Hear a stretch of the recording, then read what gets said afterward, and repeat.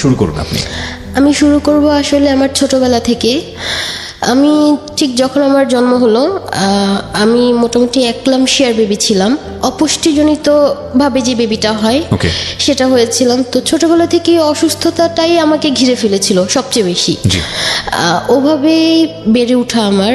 তো ছোটবেলা থেকে ফার্স্টে আমার 3বার টাইফয়েড হলো, 2বার নিউমোনিয়া হলো, এবং আমার মৃগী রোগেরও সমস্যা ছিল।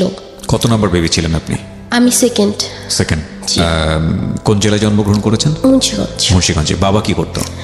বাবা হচ্ছে ব্যবসা করতেন ওই সময়টাতেই? হ্যাঁ, ওই সময়টাতে। আচ্ছা, ওকে। তারপর তো ধীরে ধীরে এক সময় এরকম হলো, সেটা অনেকে ভাবতে লাগলো যে আমার মানসিক সমস্যা দেখা দিয়েছে, এবং আস্তে ধীরে এরকম হলো যে এটা কত বছর বয়সের ঘটনা? এটা 5 থেকে 6।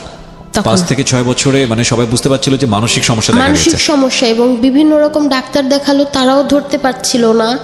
তারপরে ওই বলে না জিন ভূতের যে একটা ব্যাপার, সেখানেও দেখানো হলো, হুজুর দেখানো হলো। তারা বলল যে আমাকে নাকি 2টা পরী ধরেছে, এরকম কিছু বলা হলো। এটা কি আপনি আপনার মেমোরি থেকে বলছেন নাকি বড় হয়ে আপনি শুনেছেন? না, আমার ফুল মেমোরিতে ছিল। হ্যাঁ, আমার মনে ছিল। আপনি কি বুঝতে পারতেন যে আপনি আর 10টা শিশুর চাইতে আলাদা? না, ব্যাপারটা এরকম ছিল, মানে যখন আমার সাথে ইনসিডেন্টগুলো ঘটতো আমি তখন কিছু বলতে পারতাম না, বাট ইনসিডেন্টটা শেষ হলে পরে যে আমাকে ইনসিডেন্টগুলো দেখতো তার কাছ থেকে আমি এই ব্যাপারগুলো জানতে পারতাম যে ওই সময়টায় আমি এই কাজগুলো করেছি। আচ্ছা। এরকম হতো যে আমি হাঁটতেছি, হঠাৎ করে আমি দাঁড়িয়ে যাচ্ছি, দাঁড়িয়ে মানে কোথায় তাকানো, কি করছি কোনো আমার খেয়াল নেই।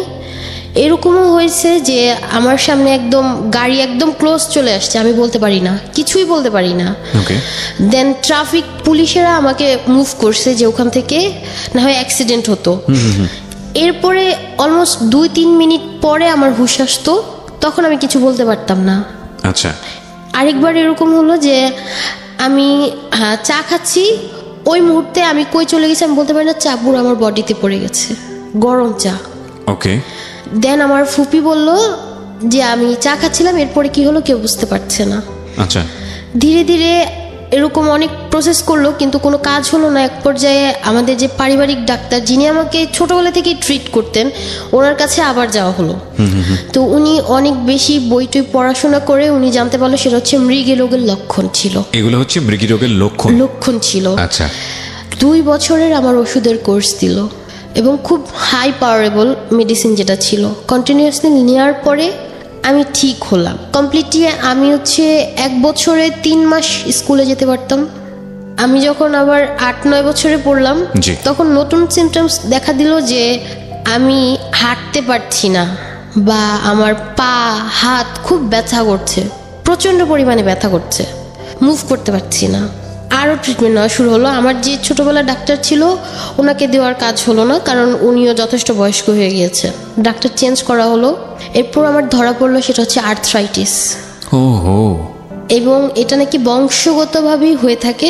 ডক্টররা বলল কারো 35 বছরের পরে ধরে, কারো ছোটবেলায় ধরে যায়। আচ্ছা। হাফলিভাবে আমি প্যারালাইজ ছিলাম, আমি পুরো গুজো হয়ে গিয়েছি, হাঁটার কোনো সিস্টেম আমি জানতাম না। হসপিটালে 7 দিন থাকার পরে 8ম দিন থেকে আমি ধীরে ধীরে সোজা হতে শুরু করি, এরপর আমার হাঁটা হয়। এভাবে চলতে লাগলো। আমি রেজাল্ট খারাপ করতে লাগলাম।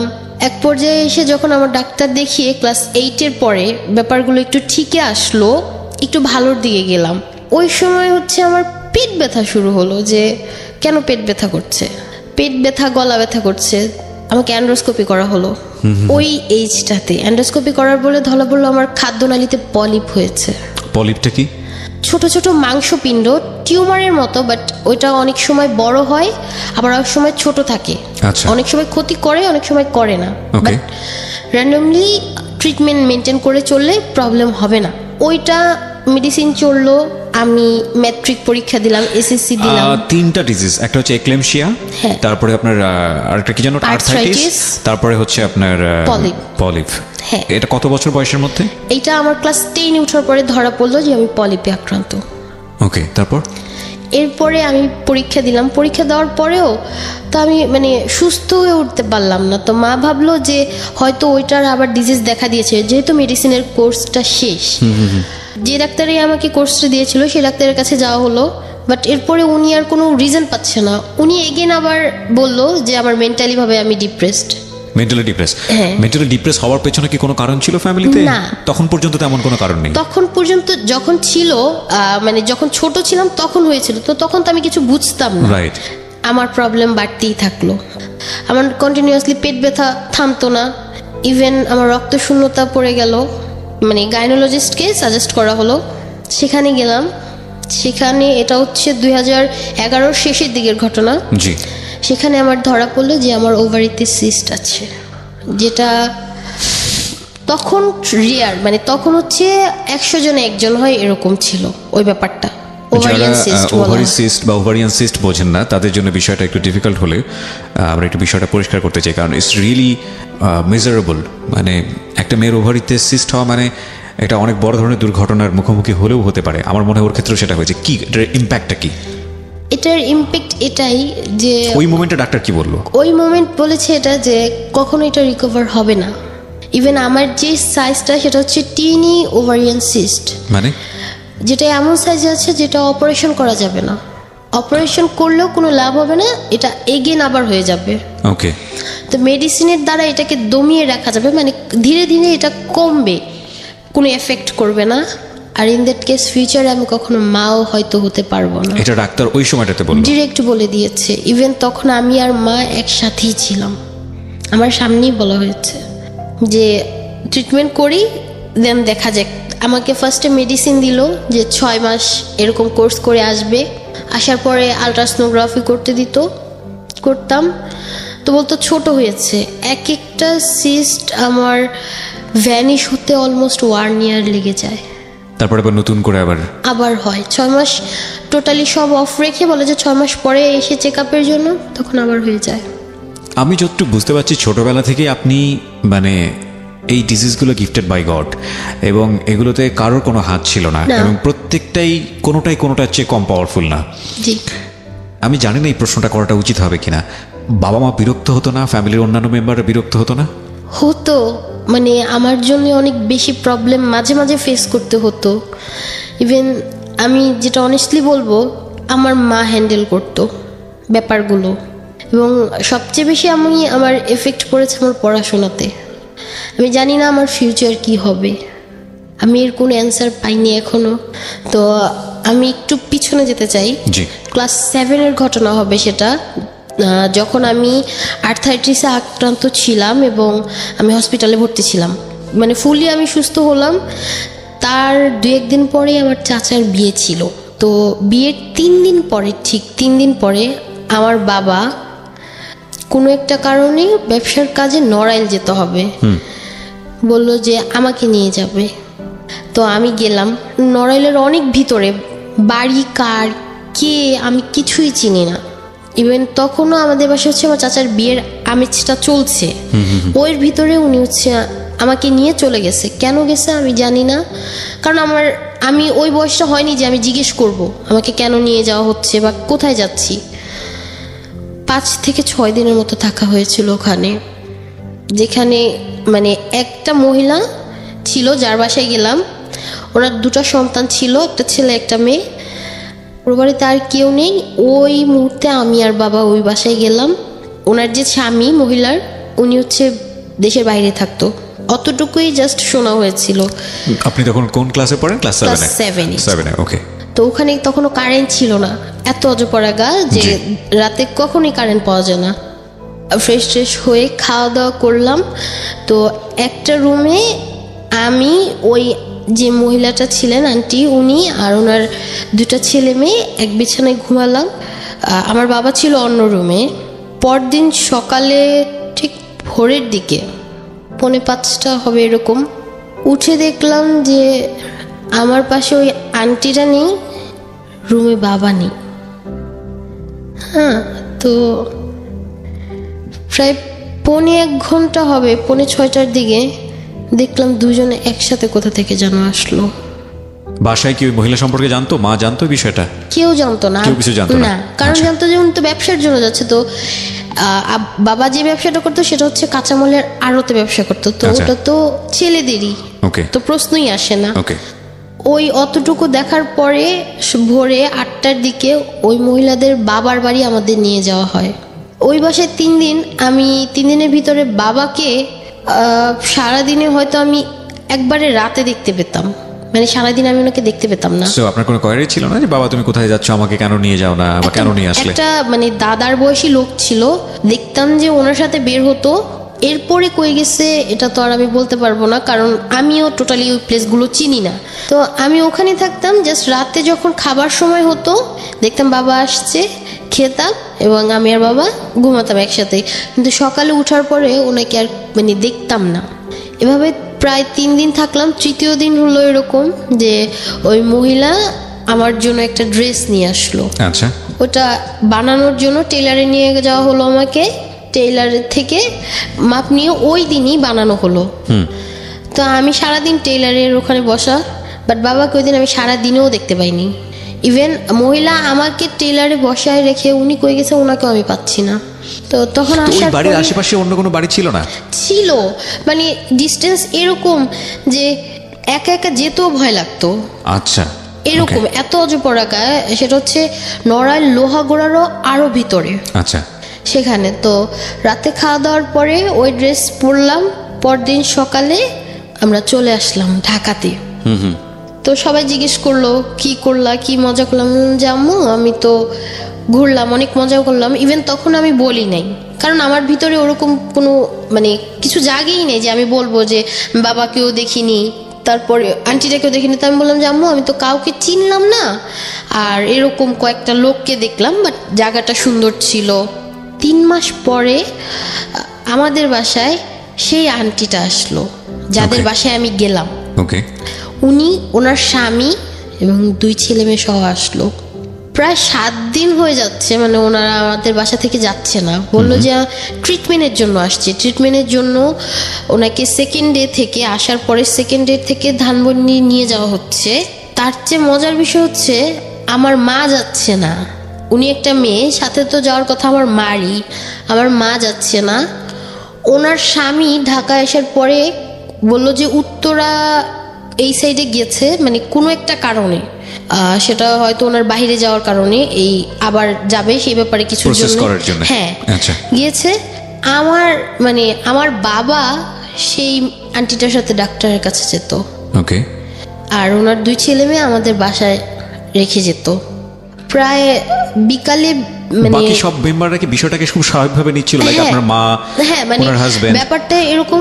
আসার পরে এতটুকু জানতে পারলাম যে উনি নাকি মানে ওনার যে হাজবেন্ড আমার বাবার কাছ থেকে টাকা পেত কিছু। আচ্ছা, মানে ভদ্রমহিলার হাজবেন্ড টাকা পেত। তো সেই থ্রুতে আসা, সেজন্য আসছি ট্রিটমেন্টের জন্য। প্রায় বিকেলে 4টার দিকে বের হতো, বাসায় ফিরতে ফিরতে 10:30 বাসায় ফিরতো। তখন এগুলো নিয়ে কোনো কোয়েশ্চেন ছিল না আসলে, যে তখন আমরা এইভাবে আবদ্ধ ছিলাম, কারণ উনি আমাদের কাছে যেহেতু টাকা পায় তো আমাদের মানতে হবে, ব্যাপারটা এরকম ছিল হয়তো, সেজন্যই হয়তো কিছু বলা হয়নি। ওভাবে ওনারা 7 দিন পরে যখন গেল, তো আমার মা জিজ্ঞেস করলো যে টাকা কি দেওয়া হয়ে গেছে, এরকম কিছু বল যে আরে কিসের, এগুলো তো কোনো ব্যাপারই না। আমার বাবা বলল যে এগুলো তো দেওয়া হয়েছে, ওনারা আসছে বেড়াইতে, কারণ হচ্ছে উনি বাহির থেকে আসছে তো সেজন্য বেড়াইতে আসছে। তা আমার মাও খুব সিম্পলি ভাবে ব্যাপারটা নিল, কোনো প্রবলেম নাই। তো তখন উনি আস্তে আস্তে শুনলাম যে ডে বাই ডে উনি ওনার কারো কাছ থেকে টাকা ধার নিছে, অন্য আরো কারোর কাছ থেকে টাকা ধার নিছে, এরকম মানে শোনা যাচ্ছে। কি সেটা? সেটা হচ্ছে শ্যামবাজারের, হ্যাঁ ধার নিচ্ছে শ্যামবাজারের বিভিন্ন লোক, এক এক সময় এক একজন আসছে। তো আমার মা বিলিভ করলো না প্রথমে যে ব্যাপারটা এটা আসলে হয় কি করে, কারণ মানে কি বাসায় আসতেছে, হ্যাঁ বাসায় আসা শুরু করছে ওই সময়টাতে। তো বিলিভ করতেছে না, বিলিভ না করে আমার বাবাকে অনেক জিজ্ঞেস করা হলো, বাট সে কখনো বলে না। সে বলে যে আরে না এগুলো তো কিছুই না, ওনারটা দেওয়া হয়ে গেছে, ওনারটা দেওয়া হয়ে গেছে, এরকম বলতো। ইভেন যখন ট্রিটমেন্ট মানে আমার ট্রিটমেন্টের সময় আসতো, দেখা যেত ম্যাক্সিমাম সময় হচ্ছে উনি ট্রিটমেন্টের যে টাকাটা সেটা দিতে পারছে না বা দিত না। তো সেটা এনিহাও আমার মা ম্যানেজ করতো, ওনার গহনা ছিল বা ওনার জমানো কিছু অ্যামাউন্ট নিয়ে যখন বলতো যে আমার ট্রিটমেন্ট, চলে যেতাম। ক্লাস 8-এ উঠলাম, তখন আমার মা ধরা পড়লো যে তার পিত্তথলিতে পাথর হয়েছে। তো সিমটমসগুলো হচ্ছে এরকম যে জ্বর আসতো আর খুব পেটে ব্যথা করতো। জি। তো আমার বাবাকে সবসময় বলা হতো যে আমাকে একটু ডক্টরের কাছে নিয়ে যাও, আমি এত অসুস্থ। আমার বাবা টানা 15 দিন আমার মাকে শুধু নাপা ট্যাবলেট খাওয়ালো, সে কখনো ডাক্তারের কনসালটেন্ট কোনো কিছু হলো না। এটা কি মানে তার আর্থিক সমস্যার জন্য নাকি তার সামর্থ্য ছিল কিন্তু সে করেনি? সে করেনি। ওকে। একদিন আমার মা কিছু টাকা ম্যানেজ করলো, নিজেই ডাক্তারের কাছে গেল। যাওয়ার পরে সেখানে ট্রিটমেন্ট শুরু হচ্ছে। তো বিভিন্ন রকমের টেস্ট দিল। আমার মার যে খালাতো ভাই, ওনার কাছ থেকেও কিছু টাকা ধার নিয়েছিল ট্রিটমেন্টের জন্য। পরে রিপোর্ট আসলো 1 সপ্তাহ পরে যে আমার আম্মুর গল ব্লাডারে পাথর হয়েছে, পিত্তথলিতে পাথর। বললো যে ইমিডিয়েট অপারেশন করতে হবে। আর একটু বলবো, আমার যে বড় বোন হয়তো আমার থেকে 5 বছরের বড় হবে, উনি বিষয়গুলো খুব ভালোভাবে লক্ষ্য করেছিল। ওকে। তো আমার মার সাপোর্ট তখন ওই মুহূর্তে শুধু আমার বড় বোনই ছিল, কারণ আমি যেহেতু ছোট, তো আমার দিক থেকে তো কিছু করা সম্ভব হয়নি। আমার বড় বোন আমার মাকে নিয়ে ডাক্তারে দৌড়াদৌড়ি শুরু করলো। তো as soon as possible treatment করতে হবে। এবং ওই মুহূর্তে আমার মার ডায়াবেটিক্সও ধরা পড়লো, পিত্তথলিতে পাথর প্লাস ডায়াবেটিক্স। তো প্রায় বললো যে ডাক্তার। তখন আপনার পলিফটা ধরা পড়েনি? না। আচ্ছা। তো তখন আমার মা মানে 3 মাস সময় নিল, যে কারণ অপারেশনটা করতে ডায়াবেটিক্স হসপিটালে প্রায় 60,000-এর মতো কস্ট পড়বে। তো সেটা গুছিয়ে তারপর যেতে হবে, সময় নিল। টাকা গুছালো বলতে গহনা বন্ধক রাখছে, আরও কিছু ধার করেছে।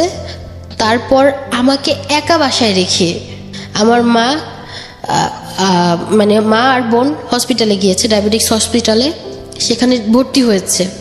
আমার বাবা তখনও জানে না, সে তখনও এটা বলেনি যে কিছু অ্যামাউন্ট আমার দেওয়া উচিত বা অ্যাটলিস্ট তাকে হেল্প করা উচিত, যে হেল্প করা উচিত, মেন্টালি সাপোর্ট করা উচিত। সে আমার মাকে বলে যে হবে না, সারাদিন চা খেলে এগুলাই হবে না। কিন্তু এখানে একটা ব্যাপার আছে রিয়া, সেটা হচ্ছে মার সঙ্গে বাবার সম্পর্কটা কেমন ছিল? হঠাৎ করে কি খুব পরিবর্তন চোখে পড়লো নাকি সম্পর্ক সবসময় এরকম ছিল? আমার মা মানে খুব ছোটবেলায় বিয়ে হয়েছিল ওনার সাথে, তো তখন তো কিছুই বলতো না বাবাকে, মানে মুখের উপরে কোনো কথা না, এবং ওনাদের মানে রিলেশনটা এরকম স্মুথলি যাচ্ছিল যে কোনো ধরা বাঁধা না। আমার বাবা যখনই হেল্প চাচ্ছে, সে যতটুকু পারছে, বিশেষ করে ফাইন্যান্সিয়ালি ভাবে হেল্প করেই গেছে সবসময়, মানে র্যান্ডমলি গহনা দিয়ে হোক বা নিজের জমানো ইনভেস্টমেন্ট হোক, যেভাবে হোক। এবং মানুষকেও একটা সময় মানে আমার মাই হ্যান্ডেল করছে। ওই যে আমি বললাম যে আড়ত থেকে বিভিন্ন লোক আসা শুরু করলো, তখনও আমার মা হ্যান্ডেল করতো সেই ব্যাপারগুলো। এই পয়সাগুলো উনি পেতো কোথায়? আপনার মা পেতো কোথায়? আমার মা পেতো হচ্ছে মূলত যে নাস্তার যে টাকা দিত, আমার মা সেগুলো না খেয়ে জমাতো। আমার মা জমাতো, আর ঘরে যতটুকু পারতো রান্না করতো, আর বাবার বাড়ি মানে আমার নানার বাড়ি থেকে যা অ্যামাউন্ট দিত সেগুলো সব জমাতো। আচ্ছা। ওভাবে চলতো। আর জমালে হচ্ছে একটা ছোট করে গহনা বানাতো, যখন অ্যামাউন্ট হতো গহনা বানাতো। ওটা আম্মুর শখ ছিল গহনার। এমন হয় যে আম্মুর 28 ভরির উপরে গহনা ছিল। আমার মাকে সে এই কথাটা বলল যে চা খাওয়ার কারণে নাকি আমার মা এরকম অসুস্থ হয়েছে, ইভেন তার পিত্তথলিতে পাথর হয়েছে। আর তো আমার বোন যখন আমার মাকে নিয়ে হসপিটালে যাচ্ছে ভর্তি করানোর জন্য, আমার বাবা একটাবারও জিজ্ঞেস করলো না তোমরা কি আজকে ভর্তি হতে যাচ্ছ বা অপারেশনটা কবে। আমাকে একা বাসায় তালা মেরে যেত, আমি বাসার ভিতরে থাকতাম। ইভেন ওই 2 মাস আমার টোটালি স্কুল যাওয়া টোটালি অফ ছিল। মা অসুস্থ হওয়ার পর থেকে আমি স্কুল এবং বাসার যে টিউশন কিছুই করিনি। করতেন আপনি 2 মাস বাসার মধ্যে? এটা তো খুবই বোরিং হওয়ার কথা। 2 মাস বলতে আমার মাকে রেখে, মানে আমার মাকে ভর্তি করানো হলো যখন ডায়াবেটিক্স হসপিটালে, আমার বোন আসতো, একটা সময় আসতো শুধু, এসে কিছু রান্না করতো, খাবার নিয়ে আবার চলে যেত। ওই সময়টাতে আপনার বড় বোন কি করতো? আমার বড় বোন ওই সময়টা স্টাডি করতো, অনার্সে কেবলমাত্র সে ভর্তি হবে, হয়নি। সে কেবল ইন্টার কমপ্লিট করেছে, তার রেজাল্ট আউট হয়নি। আচ্ছা, এমনিতে সে পড়াশোনা করেছে কোথায়? সে ঢাকা ইউনিভার্সিটি থেকে অনার্স মাস্টার্স কমপ্লিট করেছে। ঢাকা ইউনিভার্সিটি থেকে অনার্স মাস্টার্স কমপ্লিট করেছে। এবং উনি যিনি রিয়া আজকে এখানে তার জীবন গল্প বলছেন, তিনি নাম করা একটি পাবলিক বিশ্ববিদ্যালয়ে অনার্স থার্ড ইয়ারে আছে, রাইট? ওকে, হ্যাঁ বলেন। তারপর তো তখন আমার বোন আসতো জাস্ট আমার জন্য রান্না করতে এবং নিজের আর আম্মুর খাওয়ার রান্নাগুলো করে নিয়ে যেত ওই সময়টা। আর আমার বাবা দেখতাম যে সে খুব ভোরে চলে যেত, অ্যাজ ইউজুয়াল যেটা হয় যারা বিজনেস করে, খুব ভোরে চলে যায় এবং খুব রাতে আসে, এরকম বিষয় ছিল। তো যেদিন আম্মুর অপারেশন হবে, মানে অ্যাডমিটের 2 দিন পরে আম্মুর অপারেশন হবে, আচ্ছা, কেউ জানতো না, না আমার নানু বাসার ফ্যামিলি, না আমার দাদু বাসার ফ্যামিলি। আপনি জানতেন? শুধু আমি জানতাম, আমার বোন, আমার বাবা জানতো। আচ্ছা, হ্যাঁ। তো যখন যেদিন অপারেশন হবে সেদিন শুধু আপু আসছে খুব ভোরে, এসে জাস্ট কিছু কাপড় নিল আর আমাকে একটু বাইরে থেকে খাবার কিনে দিয়ে চলে গেছে। বললো যে আজকে আম্মুর অপারেশন। ফোন ছিল শুধু 2টাই, আমার মার কাছে থাকতো আর আপুর কাছে থাকতো। তো আম্মুরটা বাসায় রেখে গেছে যে ইন দ্যাট কেস যদি কোনো প্রবলেম হয় আমি যাতে একটা মিসড কল দিতে পারি অ্যাটলিস্ট, সেটার জন্য। আর আপুর কাছে ছিল। ক্লাস 8-এ পড়তেন ওই সময়টা আপনি? ওকে। তখন আমার কি বলে গেল, তো আমি বললাম যে আপু আমাকে নিয়ে যাও। তো বললো যে অপারেশন হোক তারপর তোমাকে নিয়ে যাব। তো আপু চলে গেল। তখন হয়তো দুপুর 1টা নাগাদ বা 2টা নাগাদ হবে, আমার বাবা আসলো। তা আসার পরে আমি বলতেছি আজকে তো আম্মুর অপারেশন, চলো আমাকে নিয়ে চলো। তো বললো যাবো অপারেশন হয়ে নাকি এরপর যাব। অপারেশন হওয়ার পরে আপু আমাকে ফোন দিল যে অপারেশন হয়ে গিয়েছে। আমার বাবা আমাকে হসপিটালে, ডায়াবেটিক্স হসপিটালে নিয়ে গেল। বাট দ্য ফ্যাক্ট ইজ, হসপিটালে যখন পৌঁছালাম কোনো একটা কিছু, কোনো গেস্ট, চিফ গেস্ট আসছিল, যার কারণে ওদিন প্রবেশ নিষেধ করে দিয়েছে, বাইরে থেকে কোনো প্রবেশ হবে না। ওকে। আনফর্চুনেটলি আমি আম্মুকে দেখতে পেলাম না অপারেশনের পরেও। ওদিন ফেরত আসলাম। পরদিন সকালে আমার ছোট ফুপু যিনি, তিনি আমাদের বাসায় আসলেন। কেন? কারণ হচ্ছে আমি বাসায় একা, সেজন্য এসেছেন। ওকে ওকে ওকে, আমারও কিছুটা হাসি চলে এসছে, মাফ করবেন। ঠিক আছে, হ্যাঁ। তো আসলেন পরে, এখন আমি তো ওনাকে মানে ভিতরে আনার কোনো সিস্টেম পাচ্ছি না, তালা দেওয়া বাইরে থেকে। হ্যাঁ। তো উনি ওখানেই অপেক্ষা করলো। আমার বাবা আসার পরে খুললো, উনি আসছে। মানে এনিহাও আমার মা জোরাজুরি করে ডিসচার্জ নিয়ে আসছে শুধু আমার জন্যে। এতদিন দেখেনি মেয়েটা, এতদিন দেখিনি, আর বাসায় তো কেউ নেই। প্লাস হচ্ছে আমার তখন 9-এ উঠবো, একটা এক্সট্রা প্রেশার, পড়াশোনা করছি না।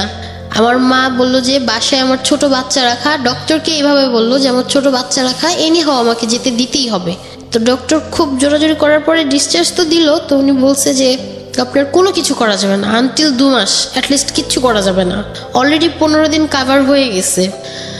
তো মা আসছে, আসার পরে সিঁড়ি দিয়ে উঠতে উঠতে ওনার ব্লিডিং আবার শুরু হয়ে গিয়েছে। আমার বোন সাথে তখন মাথায় হচ্ছে রেজাল্টের প্রেশার ছিল, তার রেজাল্ট পাবলিশড হলো, সে এরপর বিভিন্ন ইউনিভার্সিটির জন্য প্রিপারেশন নেবে।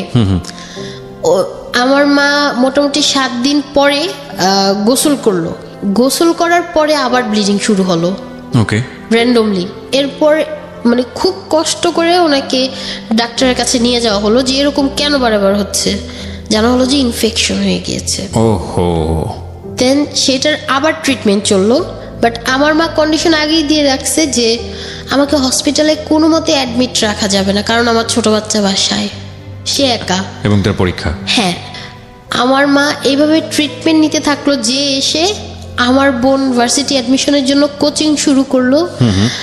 আর আমার মা বাসায় আসার 3 দিন পরে আমার সেই ছোট ফুপুও চলে গেল। আচ্ছা। তো মোটামুটি ভাবে তখন আমার স্যারও ছিল না, আমাকে যে পড়াবে তিনিও চলে গেলেন। আর আমার বাবা যদি মানে ওনার ইচ্ছে হতো তাহলে 12টা 1টার দিকে হয়তো বাজার নিয়ে আসতো, নতুবা 2-3 দিন পরে একদিন বাজার নিয়ে আসতো, এরকম একটা বিষয় ছিল। সে সকালে বের হতো, কে কি নাস্তা করলো, কি করবে, কিভাবে ঘরটা চলবে, সেগুলো তার কোনো খেয়াল ছিল না। ইভেন ফোন দিলে সে বলতো আমি ব্যস্ত আছি, পরে ফোন দিই, এটা বলতো। আপনার বাবা? হ্যাঁ, এটা বলতো। কোথায় থাকতো ওই সময়টাতে তিনি? উনি তো বলতো বাড়িতেই আড়তে। থাকতো? আড়তে। আরতি থাকতো রাতের বেলা? না, রাতে আসতো 12টা 12:30টায় আসতো। জি। তো আমাদের নিচের গেট আবার লক করা থাকতো, অত রাতে ওনাকে যেয়ে আনতে হতো। ওকে। এর মাঝে আমি আমার বোনের পার্টটা একটু বলি। আমার বোনের অ্যাডমিশন টেস্ট হলো, সে কোথাও চান্স পেল না। ঢাকা ভার্সিটির সব ইউনিটে এক্সাম দিল, চান্স হলো না বিধায় আমার বাবা ঘরের বাজার টোটালি বন্ধ করে দিল। চান্স হলো না বিধায় ঘরের বাজার টোটালি বন্ধ। 7 দিন সে কোনো বাজার করেনি। ওকে। তো আমার বোন জগন্নাথ ইউনিভার্সিটিতে চান্স পেল, সেখানে রাষ্ট্রবিজ্ঞান পেল। 20,000 টাকা লাগবে বিধায় তাকে ভর্তি করানো হলো না, করায়নি আমার বাবা ভর্তি। ওকে। 7 দিন পরে 20,000 টাকার সামর্থ্য কি তার ছিল? ছিল। সে বলেছে তোমার শিক্ষাগত যোগ্যতা দিয়ে তোমার চান্স পেতে হবে, আমি কেন টাকা দিব। আচ্ছা। তো 7 দিন পরে আরেকটা এক্সাম ছিল ঢাকা ইউনিভার্সিটির বিএড এর ডিপার্টমেন্টটা ছিল, IER। সেটার রেজাল্ট দিল। আমার মা তখন আমাদের সবাইকে নিয়ে ঢাকা ইউনিভার্সিটিতে চলে গেল, আমার বোনকে নিয়ে। দেখলাম আমার বোন সেখানে অ্যালাউ হয়েছে। সে অ্যালাউ হওয়ার পরেও সে টাকাটাও দেয়নি ভর্তির। ওকে। সেটাও আমার মা দিল, আমার বোন ভর্তি হলো। তো এগুলো নিয়ে কি আপনার ফ্যামিলিতে আপনার বাবার সঙ্গে কোনো দ্বন্দ্ব কি চোখে পড়তো? মার চোখে সঙ্গে পড়তে বলতে বাবার ঝগড়া হচ্ছে? না, ঝগড়া বলতে কি, মা বলতো প্রতিনিয়ত, চাইতো যে এই জিনিসটা আমার 1 সপ্তাহ পরে দরকার, যতটুকু অ্যালার্ট করে তাকে করতো। একটা জিনিস তার ভিতরে এরকম ছিল, সে বলতো যে হ্যাঁ আমি দিব দিব দিব, বাট যখন সময় আসতো ইনস্ট্যান্ট তখন বলতো যে আসলে আমি পারিনি বা পারছি না। এগুলো নিয়ে কোনো ঝামেলা হতো না ফ্যামিলিতে? ঝগড়াঝাটি হতো না? হতো। আমার মা খুব রাগারাগি করতো এই জন্যে যে কেন এখন বলা হলো, আমাকে 1 সপ্তাহ আগে যদি বলা হতো আমার তো এত হ্যারাসমেন্টটা হতো না। এই জিনিসটা নিয়ে হতো। ওকে। তো তারপরে আমি 9-এ উঠলাম, আমার বোন ভর্তি হলো ভার্সিটিতে। আমার বাবার বিষয়টা এরকম হলো যে আস্তে আস্তে খেয়াল যে ব্যাপারটা সেটা আসে না, মানে উনি রেগুলারলি খেয়াল নেওয়ার একটা ব্যাপার, আমরা কি করছি, হ্যাঁ এরকম একটা ব্যাপার। এক পর্যায়ে উনি বলল আসলে আমার তো বিজনেস আমি অনেক লস খেয়ে গেছি, আমার দ্বারা সম্ভব হচ্ছে না। ওকে। এই জন্য আমার মা যতটুকু পারলো ওনাকে, আমার নানার বাড়ির যে সম্পত্তি পেয়েছিল প্রায় 70% ওনাকে দিয়ে দিয়েছে, যে উনি ঋণটা ধার দেনা শোধ করে উনি উপরে উঠুক। তখন আমার মা খুব যুদ্ধ করে এগেন আমার যে ভর্তির 9,000 টাকা লাগছে টোটাল, সেটা আমার মা দিল। এবং ভর্তির দিন আমার বাবা গায়েব, তাকে সারাদিন ফোনেও পাওয়া যায়নি, সে বন্ধ ফোন তার। ওকে। তো ওই মুহূর্তে আস্তে আস্তে ফাইন্যান্সিয়াল অবস্থাটা খুব বেশি ডাউনে চলে আসছে, খুব বেশি ডাউনে। আমার বোন তখন একটা টিউশনি শুরু করলো, আর একটা স্বনামধন্য কোচিং করাতো, তাও 2 বেলা। সে তার ক্লাস মেনটেন করতো ঢাকা ইউনিভার্সিটির, প্লাস একটা স্টুডেন্ট পড়াতো, আর কোচিং করাতো। তো আপনি তখন কোন ক্লাসে? আমি তখন এসএসসি কমপ্লিট করে কলেজে ভর্তি হয়েছি কেবল ফার্স্ট ইয়ারে। আমি যখন সেকেন্ড ইয়ার, সময়টাতে আপনার ওই পলিফটাও ধরা পড়েছে? হ্যাঁ। ওকে। তো আমার ওই ট্রিটমেন্টও চলছে, এই ট্রিটমেন্টগুলো আমার মা চালাচ্ছে। আমার বোন কষ্ট পেয়ে, আমার বোন আর চুপ থাকতে পারেনি। আমার বোনও মানে বাবাকে অনেক কথা বলতে লাগলো যে তুমি কেন এমন করতেছো, কি প্রবলেম, আমাদের সাথে শেয়ার করো, বসি। সে শেয়ার করলো না। ইভেন আমার বোনের চোখে ধরা পড়লো যে সে ফোনে প্রচুর মাত্রায় কথা বলে, রাত 1টা-2টার পরে। আমার বোন 2-3 দিন লক্ষ্য করলো, এরপরে আমার মাকে জিজ্ঞেস করলো যে মা বিষয়টা কি সত্যি, মানে আমি কি শুনতেছি না তুমিও শুনো। আমার মা খুব লজ্জা নিয়ে বললো যে আসলে আমি তো অনেক দিন ধরে শুনতেছি, তো তোদের কাছে আমি কি বলবো। পরে কিছুদিন আমি মোটা দাগে যেটা বুঝতে পারছি দিয়া, সেটা হচ্ছে বাবা আপনাদেরকে যে পরিমাণ সাপোর্ট দেওয়ার কথা ইকোনমিক্যালি, সেই সাপোর্টটা আপনার গল্প যে জায়গাটায় দাঁড়িয়ে আছে সেটা পর্যাপ্ত ছিল না। কিন্তু আমি বারবারই একটা জায়গায় নক করতে চাই, সেটা হলো বাবার আদৌ এই সামর্থ্যটা ছিল কিনা। ছেলেদের ভিতরে কিন্তু এক ধরনের একটা বড়, সব ছেলের ভিতরে এই মানসিকতাটা আছে, সেটা হচ্ছে তারা খুব সহজে নত হতে চায় না। তাদের পকেটে 500 টাকা আছে, কিন্তু সে সেটা প্রকাশ করতে চায় না যে তার যে পকেটের যে দৈন্যতাটা। হ্যাঁ, এবং হয়তো বাবা এরকম একটা ভাব নিত যে না, সে সবকিছু করে ফেলতে পারে, সে ডিসিশন মেকিং এর জায়গাতে আছে, কিন্তু অর্থনৈতিকভাবে তার সে সামর্থ্যটা ছিল না, যেটা হয়তো মা বোন বিভিন্নভাবে কিংবা মা তার নিজের বাড়ি থেকে নিয়ে এসে আপনাদেরকে সাপোর্টটা দিত। সো এই কারণে কি আপনারা ক্লেমটা করছেন বাবাকে? মানে আমি কোনো এক্স্যাক্ট রিজন পাচ্ছি না আঙুল তোলার, এই কারণে আমি প্রশ্নটা করছি যে ওনার কাছে প্রচুর টাকা আছে, সে টাকা উনি নিজে উড়িয়ে দিচ্ছে, কিংবা ওনার পকেটে প্রচুর টাকা আছে, সে টাকা তিনি অন্য কোনো কাজে ব্যয় করছে, এবং আপনার পড়ার সময় যে টাকাটার প্রয়োজন সে টাকাটা উনি দিতে পারছে না। যদি এরকম কোনো রিজন হয়, দ্যাট টাইম ওকে, সেটা নিয়ে কথা হতে পারে। ব্যাপার হচ্ছে আমি কিছু কিছু জায়গা পয়েন্ট করি, সেটা হচ্ছে এই যে যখন অসুস্থতার ব্যাপার আসছে এবং বিভিন্ন পড়াশোনার ক্ষেত্রগুলো আসছে, উনি তখন মুভ হয়ে যাচ্ছে। মুভ মানে কোথায় যাচ্ছে? মানে অনীহা টোটালি, সে আচ্ছা আমি দিব এরকম বলে যে হ্যাঁ আমি দিব। আজকে যে গল্পটা এখানে আমরা উপস্থাপন করছি, এই গল্পটা এত মারাত্মক একটা গল্প, গল্পের জায়গায় যদি আপনি এন্টারটেইন খোঁজেন তাহলে এরকম এন্টারটেইন বা ক্লাইম্যাক্স পাওয়াটা খুবই দুষ্কর হবে সেই অর্থে, কারণ এই গল্পটার ভেতরে আপনাকে ঢুকতে হবে। এটা একটা পারিবারিক চিত্র। দ্বন্দ্বটা দেখুন বাবা এবং মার মধ্যে। কাকে নিয়ে? বাবা এবং মার মধ্যে। সন্তান হচ্ছে এখানে অ্যাক্টর, এবং সন্তানরা ডিভাইড করে ফেলছে বাবা এবং মাকে বিকজ অফ দেয়ার অ্যাক্টিভিটিস। এটা এত ইম্পর্টেন্ট একটা সোশ্যাল মেসেজ আজকে দেবে আজকের এই জীবন গল্পটা। এটা যারা শেষ পর্যন্ত শুনবেন তারাই বুঝতে পারবেন, এবং এই ঘটনা আমাদের সমাজে অহরহ ঘটে। যেই সন্তান বাবার কাছে এতটা প্রিয়, ছোটবেলায় বলছে যে সে বাবার অনেক বড় ভক্ত ছিল, সে দেখুন সিচুয়েশনালি কিন্তু বাবার কাছ থেকে সরে আসতেছে, এবং বাবার একটা মারাত্মক রকমের কথা যদি আমরা মেনে নেই, মারাত্মক রকমের একটা অনীহা ওদের প্রতি, ওদের তিনজনের প্রতি। সেটার পেছনে সুনির্দিষ্ট কোনো কারণ আছে কিনা সেটা ওর কথা শুনে বের করাটা খুব মুশকিল। কিন্তু বিষয়টা যদি এরকম হয় যে বাবা যদি বুঝতে পারে এই তিনজনই হচ্ছে আমার প্রতিপক্ষ, আমার স্ত্রী সহ আমার দুই সন্তান, এই তিনজনই হচ্ছে আমার প্রতিপক্ষ, তাহলে বাবার কাছ থেকে ফুল সাপোর্টটা এক্সপেক্ট করাটাও কিন্তু খুব ডিফিকাল্ট। আমাদের এই মনোজাগতিক জায়গাগুলোতে খুব নিউট্রাল হয়ে চিন্তা করতে হবে, এবং এই জায়গাতে আমি জানি যে অনেকেই হয়তো বাবা হয়ে শুনছেন, অনেকেই হয়তো বা সন্তানের জায়গা থেকে শুনছেন, এবং আজকের এই গল্পে অনেকেই তাদের ফ্যামিলির অনেকখানি মিল খুঁজে পাবেন, এবং হয়তো আজকের এই গল্পটা তাদের অনেক ভালো একটা সমাধানের দিকে নিয়েও যাবে। দেখা যাক, আমরা একটু সামনের দিকে যাই। হ্যাঁ, তারপর সিচুয়েশন এস্কেপ করতো, যখন কোনো একটা অর্থনৈতিক সাপোর্টের প্রয়োজন হতো সিচুয়েশন এস্কেপ করতো, এবং ডোন্ট কেয়ার একটা ভাব ছিল। কিন্তু আমি মানে ওই জিনিসটা বুঝতাম না, সে আমাদের কাছে কেন ফাইন্যান্সিয়ালি হেল্প চেত, ফাইন্যান্সিয়ালি হেল্প চাইতো। হ্যাঁ, মানে অ্যাজ ইউজুয়াল এরকম হতো। আমার মাকে ইমোশনালি সে ব্ল্যাকমেল করতো। তা মা কোথা থেকে এনে দেবে, সে কি সেটা বুঝতো না? টার্গেট থাকতো আমার মার গহনাগুলো। তো আমার মা বলল যে তুমি যে এত ইনভেস্ট করছো, তো সেটা কিসে করছো, বিজনেসে নাকি কোনো প্রপার্টি রাখা হচ্ছে? তো তখন বের হয়ে আসলো যে তিনি গাজীপুরে নাকি জায়গা রেখেছেন, সেই জন্য এত বছর ধরে উনি এরকম করছেন। আচ্ছা, তো সেটা পৌরসভার নাকি জায়গা ছিল, সেজন্য খুব দাম। একটা জায়গার কস্ট হচ্ছে 18 লাখ থেকে 20 লাখ পড়ছে।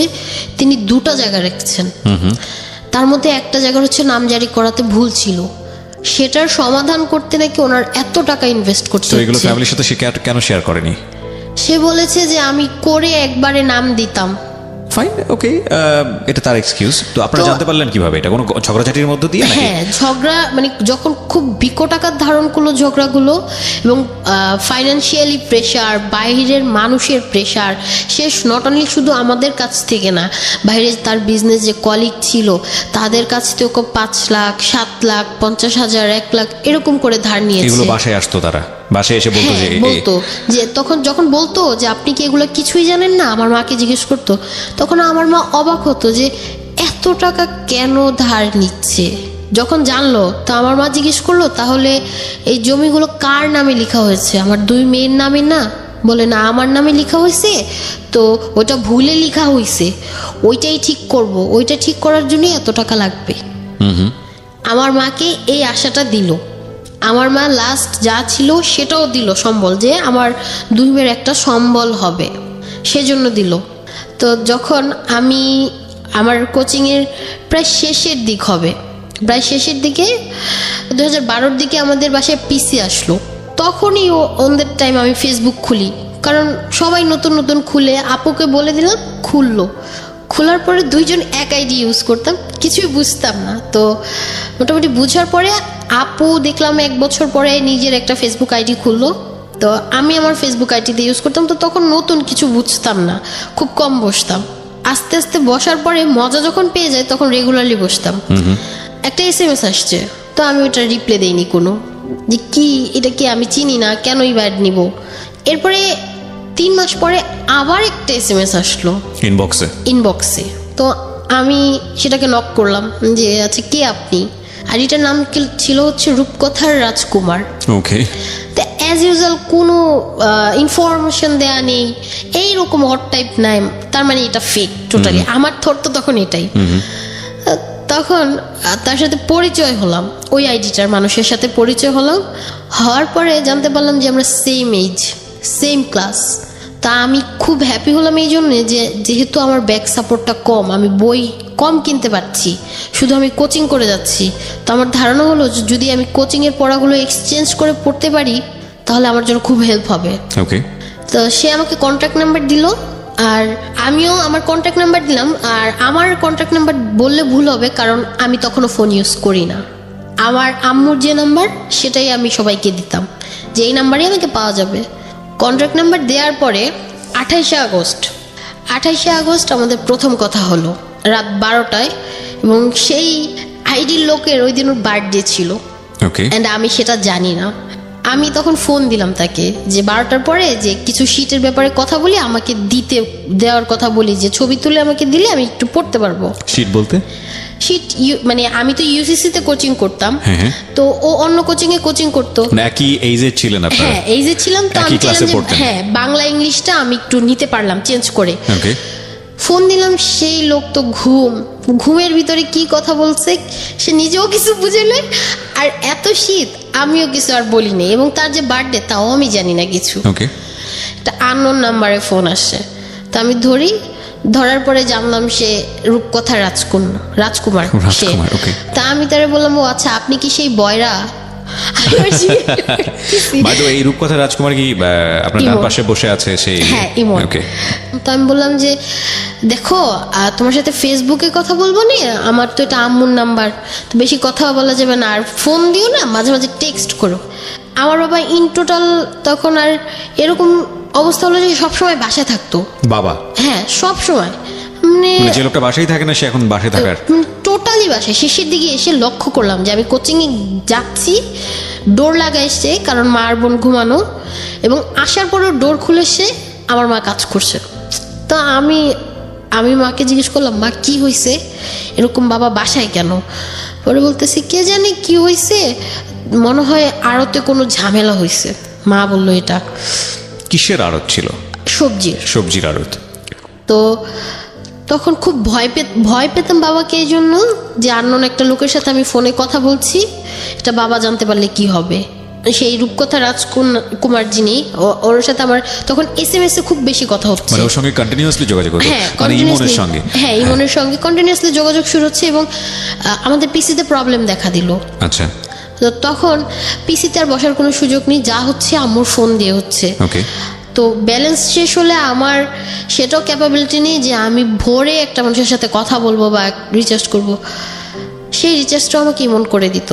ও কি আপনার সিচুয়েশনগুলো জানতো কোনো না কোনো ভাবে? মানে আমি ওকে শেয়ার করতাম যে দেখো বিষয়টা এরকম, যে আমি কোথাও চান্স পাচ্ছি না ফাইন্যান্সিয়ালি ভাবে, এরকম মানে খুব ভালো একটা বন্ডিং যখন হয়ে গেল 3-4 মাস পরে আমি শেয়ার করতে লাগলাম।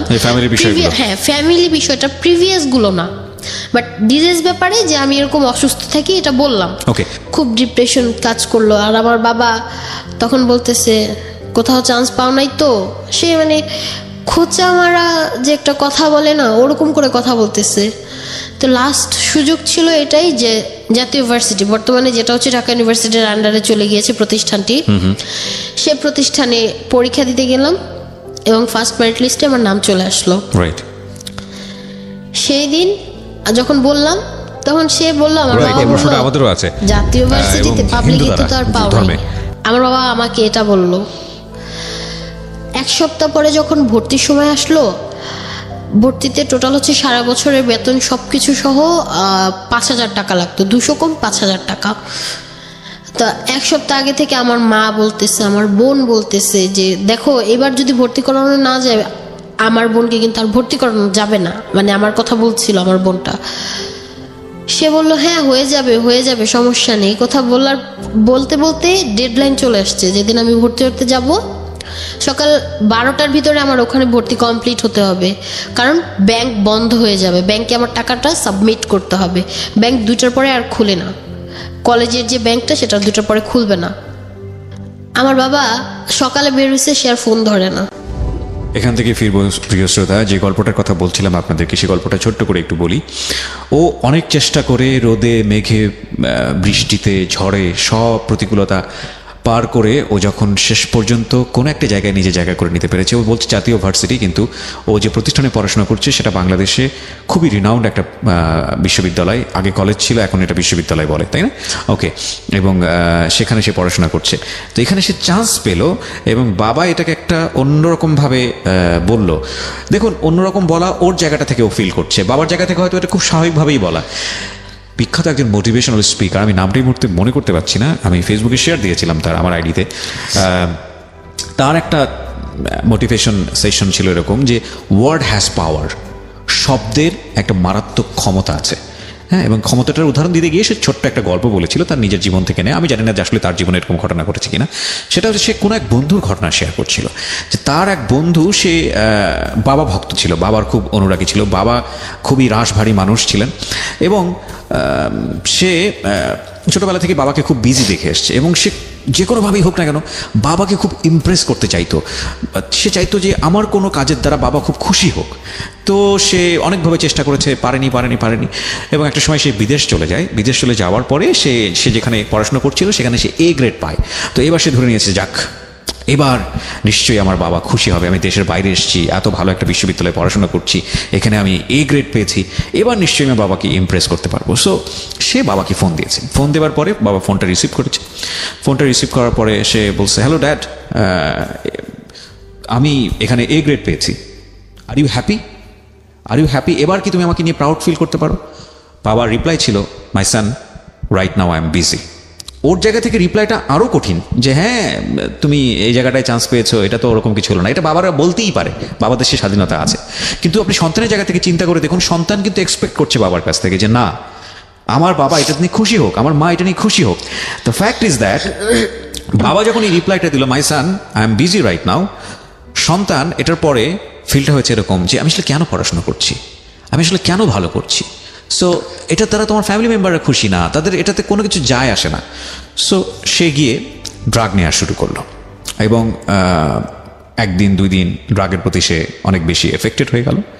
গল্পটা খুব ছোট করে বলছি। এফেক্টেড হওয়ার পরে একটা সময় সে এত বেশি ড্রাগ এডিক্ট হয়ে গেল যে তাকে একটা সময় কোমাতে চলে যেতে হলো, এবং তারপর তাকে বাঁচানোর বিভিন্ন রকমভাবে চেষ্টা করা হলো, কিন্তু সে আর বাঁচল না।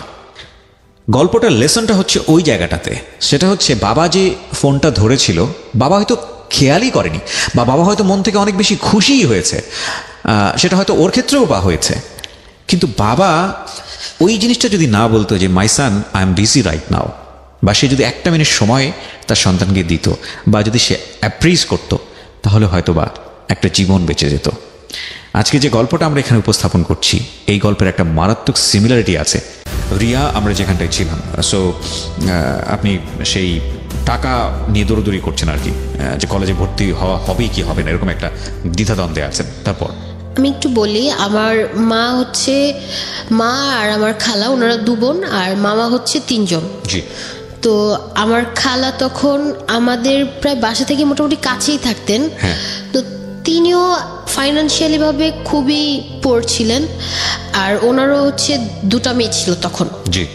একটা ছোট আর একটা বড় ছিল। ছোট একবারই ছোট ছিল, নিউবর্ন ধরতে গেলে। জি। আমার মা তখন নিজের কাছে ছিল 3000 টাকা, আর পাশের বাসার আপুর কাছ থেকে নিল আরো 1000 টাকা ফ্ল্যাটের, আর আমার খালামনির কাছ থেকে নিল আরো 1000 টাকা।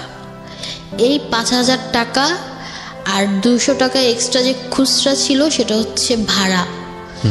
এই নিয়ে আমার মা 12:30টার দিকে আমরা রিক্সা নিলাম, উঠলাম, গেলাম কলেজে। আমি লাস্ট পার্সন ছিলাম যে কিনা ব্যাংকের শাটার অফ হয়ে গিয়েছে অলরেডি, লাস্ট একটু বাকি ছিল, ওই অতটুকু জায়গা দিয়ে আমি রিকোয়েস্ট করে আমি লাস্ট পার্সন ছিলাম যে কিনা ভর্তি হলাম। আমাকে রোজ যাতায়াত বাবদ 100 টাকা দিত ফার্স্টে আমার বাবা, তাও খুব জোরাজুরি করে আমার মা রাখতো। আচ্ছা। তখন আমার বোনের হচ্ছে মাস্টার্স চলে, সে হচ্ছে মাস্টার্স করতেছে লাস্টের দিকে। তখন আমার বাবা বলতো যে দুইজনকে এত টাকা দিয়ে খরচ চালানো যাবে, তুমি কিছু কম না আমাকে বলতো। তো আমার কিন্তু তখনও মোবাইল নেই, আমি মোবাইল ইউজ করি না। তখনও ইমনের সাথে আমার কথা বলতে বলতে খুব ভালো বন্ডিং, ওর সাথে আমি সব শেয়ার করতাম। তো একবার এরকম হলো, কথা বলতে বলতে আমি শেয়ার করলাম ওর কাছে বিষয়গুলো, যে দেখো আমি এরকম ভাবে হ্যারাসড, মানে ফ্যামিলির পুরো বিষয়গুলো, পুরো বিষয়টা শুনলো। তো খুব বেশি শকড হলো না, খুব বেশি শকড হলো না, বললো যে ঠিক আছে ফ্যামিলির এটা ঠিক হয়ে যাবে, আমাকে অ্যাজ ইউজুয়াল এটাই বলতো। আচ্ছা, তখন আমাদের দেখা হয়নি, আমাদের প্রায় মানে ফেসবুক থেকে পরিচয় হওয়ার 8 মাস পরে আমাদের দেখা হলো। এই 8 মাস পর্যন্ত ওর সম্পর্কে আপনি কি জেনেছেন? আমি ওর সম্পর্কে শুধু 2 লাইনে বলতে বলি যে ও কোথায় থাকে, কি করে, এই জাতীয় সব ইনফরমেশন। ও হচ্ছে কুমিল্লাতে থাকতো, ওখানে থেকে পড়াশোনা করতো, আর ফেসবুকেই আমাদের পরিচয়, কয় ভাই বোন, কি করছে বাবা, এগুলোই আমি জানতে পারলাম। আচ্ছা, ওভারঅল যেটা। ওকে। আর ওর কিছু ব্যাকগ্রাউন্ড পিছনে জানলাম, যে আগে কি ছিল এখন কি আছে, এই মানে অ্যাজ ইউজুয়াল একটা ক্লোজ ফ্রেন্ডকে যা যা বলা হয় সবই বলা হয়েছিল। তো ওর নানু যখন হসপিটালে ভর্তি, তখন ও বললো যে আমি এই হসপিটালে। তো আমি বললাম যে এটা তো আমাদের বাসা থেকে মাত্র 20 টাকা রিক্সা ভাড়া, আমি আসি। মানে এক হিসেবে আমি জোরাজুরি করে গেলাম, দেখা করতে গেলাম। যে ওর সাথে দেখা করতে গেছি, লিফট খোলে, লিফট থেকে নামার পরে আমি ওকে দেখি নাই, বাট ও আমাকে দেখছে। তখন আমি ওরা বলতেছি, তখন আমার হাতে হচ্ছে একটা ভাঙা ফোন। জাস্ট আমি বলি যে দেখো আমার ফোন কিন্তু অফ হয়ে যাবে, এই ফোন অফ হয়ে যায়, কই তাড়াতাড়ি বলো, আমি দেখা করে চলে যাই। এর মাঝখানে কি মানে দুজনকে ছবি দেয়া, নিজেদের দেখাশোনা, এরকম? ছবি দেখা হওয়ার আগে হচ্ছে পিক দেওয়া হয়েছিল, পিক দেখা হয়েছিল। মানে চিনেছে দুজনকে? হ্যাঁ, চিনেছে। দেখার পরে যখন মানে ও আমাকে বললো যে আমি তো তোমার বরাবর চেয়ারে বসা, তখন আমি জাস্ট একটা পিলারের পাশ থেকে ওকে দেখলাম। দেখার পরে তা আমি খুব ভয় পাচ্ছি, কারণ ওর ফ্যামিলি মেম্বার ওখানে, নানু হচ্ছে ভর্তি, বাইপাস হয়েছে ওনার। তো উনি বলতেছে যে আমার পাশের চেয়ারে এসে চুপচাপ বসো, তাহলে কেউ কিছু বলবে না, আর আমরা তো কথা বলতেছি এসএমএসই। ফ্যামিলি কি জানতো আপনার সম্পর্কে কিছু? না, তখন তো জানতো না, তখন কিছু জানতো। তখন আপনাদের সম্পর্কটা কি শুধুই ফ্রেন্ডস? হ্যাঁ, ফ্রেন্ডস। তো যখন যে একসব বসছি, অমনি হচ্ছে ওর আম্মু, মানে ইমনের আম্মু আর খালামুনি মানে নানুর রুমে ঢুকবে। জি। ওটা দেখে মানে উঠবে না কি করবে, কোনো মুভমেন্ট পাচ্ছিল না। সোজা ও দৌড়ে নানুর রুমে ঢুকলো, নানুর রুমে ঢুকে খাবার বাটি নিয়ে বাইরে আসলো, আমি অন দ্য স্পট বসাই আছি। জি। খাবার নিতে আসলো, সব বাটিগুলো হাতে থেকে ঠাস করে পড়ে গেল। ওকে। তো আমি বললাম যে আচ্ছা ঠিক আছে, যাই হোক আমি চলে যাই, আমি একটা এসএমএস দিয়ে আমি চলে আসছি বাসায়। চলে আসার পরে 3টা থেকে 4টার দিকে আমাকে এসএমএস দিল, তোমাদের বাসা কোথায়? আমি বললাম এই জায়গায়, তুমি তো চিনবা না, বাসার ডিস্টেন্স হচ্ছে 20 টাকা ভাড়া। ওর কাছ থেকে রাখলো ভাড়া 50 টাকা, তাও আবার অনেক আগে নামিয়ে দিল। তা ওই মুহূর্তে বিকেলবেলা অলরেডি আমি একবার দুপুরে বের হয়েছি, আম্মুকে এটা বলে যে আম্মু আমার ফ্রেন্ডের সাথে শপিংয়ে যাচ্ছি, ও আমাকে নিয়ে যাবে, আর সেজন্য যাবো আমি। আম্মু বলতেছে এখন তো সন্ধ্যা করে আসলো, তুমি গেলে কখন আসবো? আমি বলি আম্মু আমার একটু সময় লাগবে না, আমি যাবো আর আসবো। আমি বাসায় যা ড্রেস পরা ছিলাম, ঘুমটা দিয়ে জাস্ট ফোনটা হাতে নিয়ে বের হলাম। বের হয়ে আমি বললাম যে তুমি কোন জায়গায় আছো, আশেপাশের কোনো একটা দোকানের নাম বলো, আমি চলে আসতে পারবো। তো ও বললো যে আমি এই জায়গায় আছি, যেটা আমার বাসা থেকে অনেক কাছে। গেলাম, যাওয়ার পরে মানে এক তো এরিয়াতে অনেক দিন যাবত আছি, তো একটা ভয় কাজ করতেছে, কেউ পাশাপাশি হাঁটি না, হয় ও আগে হাঁটে না হয় আমি আগে হাঁটি। এরকম করতে করতে হাঁটতে হাঁটতে বাসার সামনে আসছি। তো আমি বললাম এটা আমার বাসা, এটা আমরা 4 তলায় থাকি। বললো যে আচ্ছা ঠিক আছে, তাহলে আমি এখন চলে যাই। ও রিটার্ন ওই দিন আন্টির বাসায় ছিল, শনির একটা পরদিন কুমিল্লা চলে গিয়েছে আর কি। আমি কি করলাম, ওকে বিদায় দিয়ে আমার ফ্রেন্ডের বাসায় যেয়ে ইচ্ছাকৃতভাবে একটা বই আনতেই হলো, নাহলে আমি মাকে কি বলবো। এরপরে যখন আসতাম, বাবার প্রসঙ্গে আসি, বাসায় আসে একদিন আয়শা বলে যে মানে খুব আপসেট, খুবই আপসেট, যে ওনাকে দেখে মনে হচ্ছে উনি এখনই কেঁদে ফেলবে, হাওমাও করে কান্না করবে বাবা। তো আমার বোনও ওদিন আর রাগে নেই, খুব ঠান্ডা ক্ল্যাম। আমার মাও জিজ্ঞেস করতেছে কি হয়েছে, সে হচ্ছে খাচ্ছে না, কিছুই করছে না টোটালি। সে বলল যে এরকমভাবে বললো কিছুদিন আগে যে আমার আম্মুর কাছ থেকে টাকাটা নিয়েছিল, সে টাকাটা নিয়ে সে আজকে যাত্রাবাড়ি ক্রস করে যাকে দেওয়ার উদ্দেশ্যে যাচ্ছিল তাকে দিতে পারেনি, তার কাছ থেকে ছিনতাইকারীরা টাকা নিয়ে গিয়েছে, সে এইটা বললো। ওকে, তখন আমার মা খুব আপসেট হয়ে গেল যে এখন কিভাবে টাকার ম্যানেজ করব বা কিভাবেই হবে। তখন মানে যাকে টাকাটা দিত তার সাথে আমার মা ফোনে কথা বললো যে এরকম একটা ইনসিডেন্ট হয়ে গিয়েছে, তো একটু অপেক্ষা করেন, ওর বাবা সব টাকা দিয়ে দিবে, আপনাদের টাকা নিয়ে যাবে না। এরকম করে আমার পড়াশোনা চলছে, মাঝে আমার বোনের সব কমপ্লিট হলো, মাস্টার্স কমপ্লিট হওয়ার সাথে সাথে রেজাল্টও আউট হয়নি, আমার বোনের জব হলো, ভালো একটা এডুকেশনাল ইনস্টিটিউশনে জব হলো, শিফটিং হলো ঢাকার বাইরে। আচ্ছা, তা আমার বোন এত প্রবলেম ফ্যামিলির এত কিছু দেখে বললো যে মা যত কষ্টই হোক আমার তো যেতে হবে, তো যাই। আমার বোন গেল, স্টার্টিং স্যালারি হচ্ছে 20,000 ছিল, জি, যাতে অ্যাটলিস্ট বাসা ভাড়াটা যদি আপু ম্যানেজ করে খাওয়াটা বাবা ম্যানেজ করতে পারবে, এই বিধায় যাওয়া। আমার এই লাইফ ফার্স্ট আমার বোন বা ফ্যামিলির কেউ বলেন কোনো মেম্বার যাচ্ছে ফ্যামিলি ছেড়ে টোটালি। আমার বাবা এরপরে একদিন বলল যে মানে সে যাচ্ছে না, প্রায় 1-2 মাস হয়ে গেল সে ব্যবসায় যায় না, কোথাও না, এবং রোজ কেউ না কেউ আসে, তাও আবার সকালবেলা থেকে শুরু হয়, ভোর 5:30, হ্যাঁ 6টা থেকে শুরু হতো, মানুষ আসতো, বেল চাপতো, নিচে থেকে যে নিয়ে আসতাম, নিয়ে এসে আমি ভার্সিটিতে যেতাম, এরকমও সময় যাচ্ছে। তখনও ইমনের সাথে আমার র্যান্ডমলি কথা চলছে।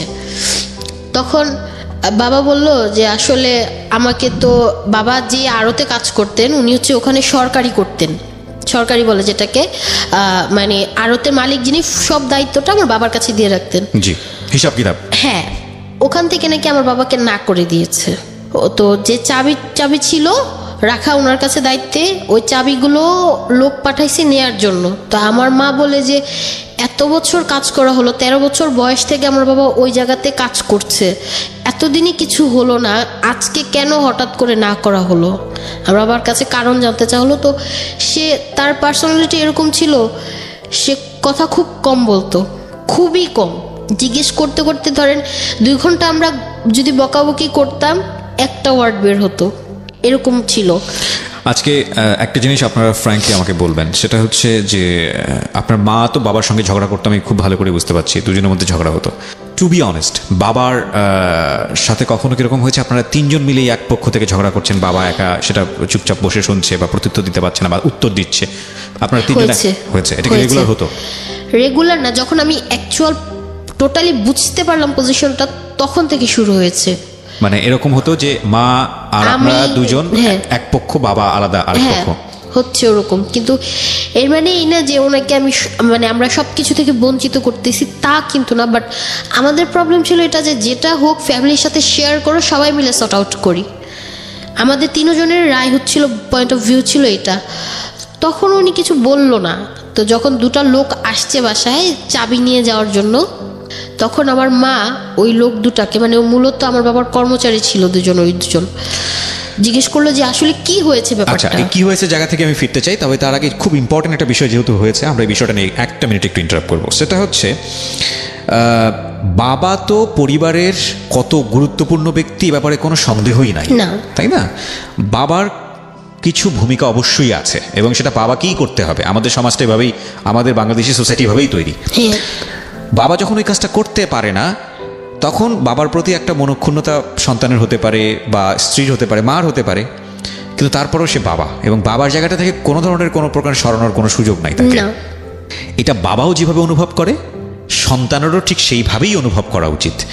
হ্যাঁ, আমি সব কিছুই মনে করলাম যে ওকে, যেটা আপনি বলছেন আপনার জায়গা থেকে যদি আপনাকে আমি মানে 100% কারেক্ট মনে করি, তাহলে আপনার জায়গা থেকে আপনি বলতে পারেন যে ইয়াস, এটা আপনি করেছেন, সেটাতে ভুল কোনো কিছু নাই। কিন্তু আপনার কি কখনো মনে হয়েছে যখন আপনারা 3 জন মিলে বাবাকে অ্যাকিউজ করছেন, হয়তো ভালোভাবেই বলেছেন, ভদ্রভাবে বলেছেন, আমি ধরে নিচ্ছি, যখন অ্যাকিউজ করছেন 3 জন একই পক্ষ থেকে, আপনারা যে পয়েন্টটা করছেন সেটা হয়তো বা রাইট, কিন্তু কখনো কি মনে হয়েছে এরকম যে বাবার ভেতর থেকেও তো একটা অনুভূতি আসতে পারে যে এই পরিবারের একটা মানুষও কি আমার পক্ষ নিয়ে একটা কথা বলতে পারে না, এই পরিবারের একটা ছেলে মেয়েও কি আমার পক্ষ থেকে আমি যেটা করছি সেটা হয়তো বা অন্যায়, কিন্তু আমার পাশে আমাকে সাপোর্ট করে একটা কথা বলতে পারে না? আপনার কি কখনো এটা মনে হয়েছে যে এই ফিলটা আপনাদের থাকা উচিত ছিল?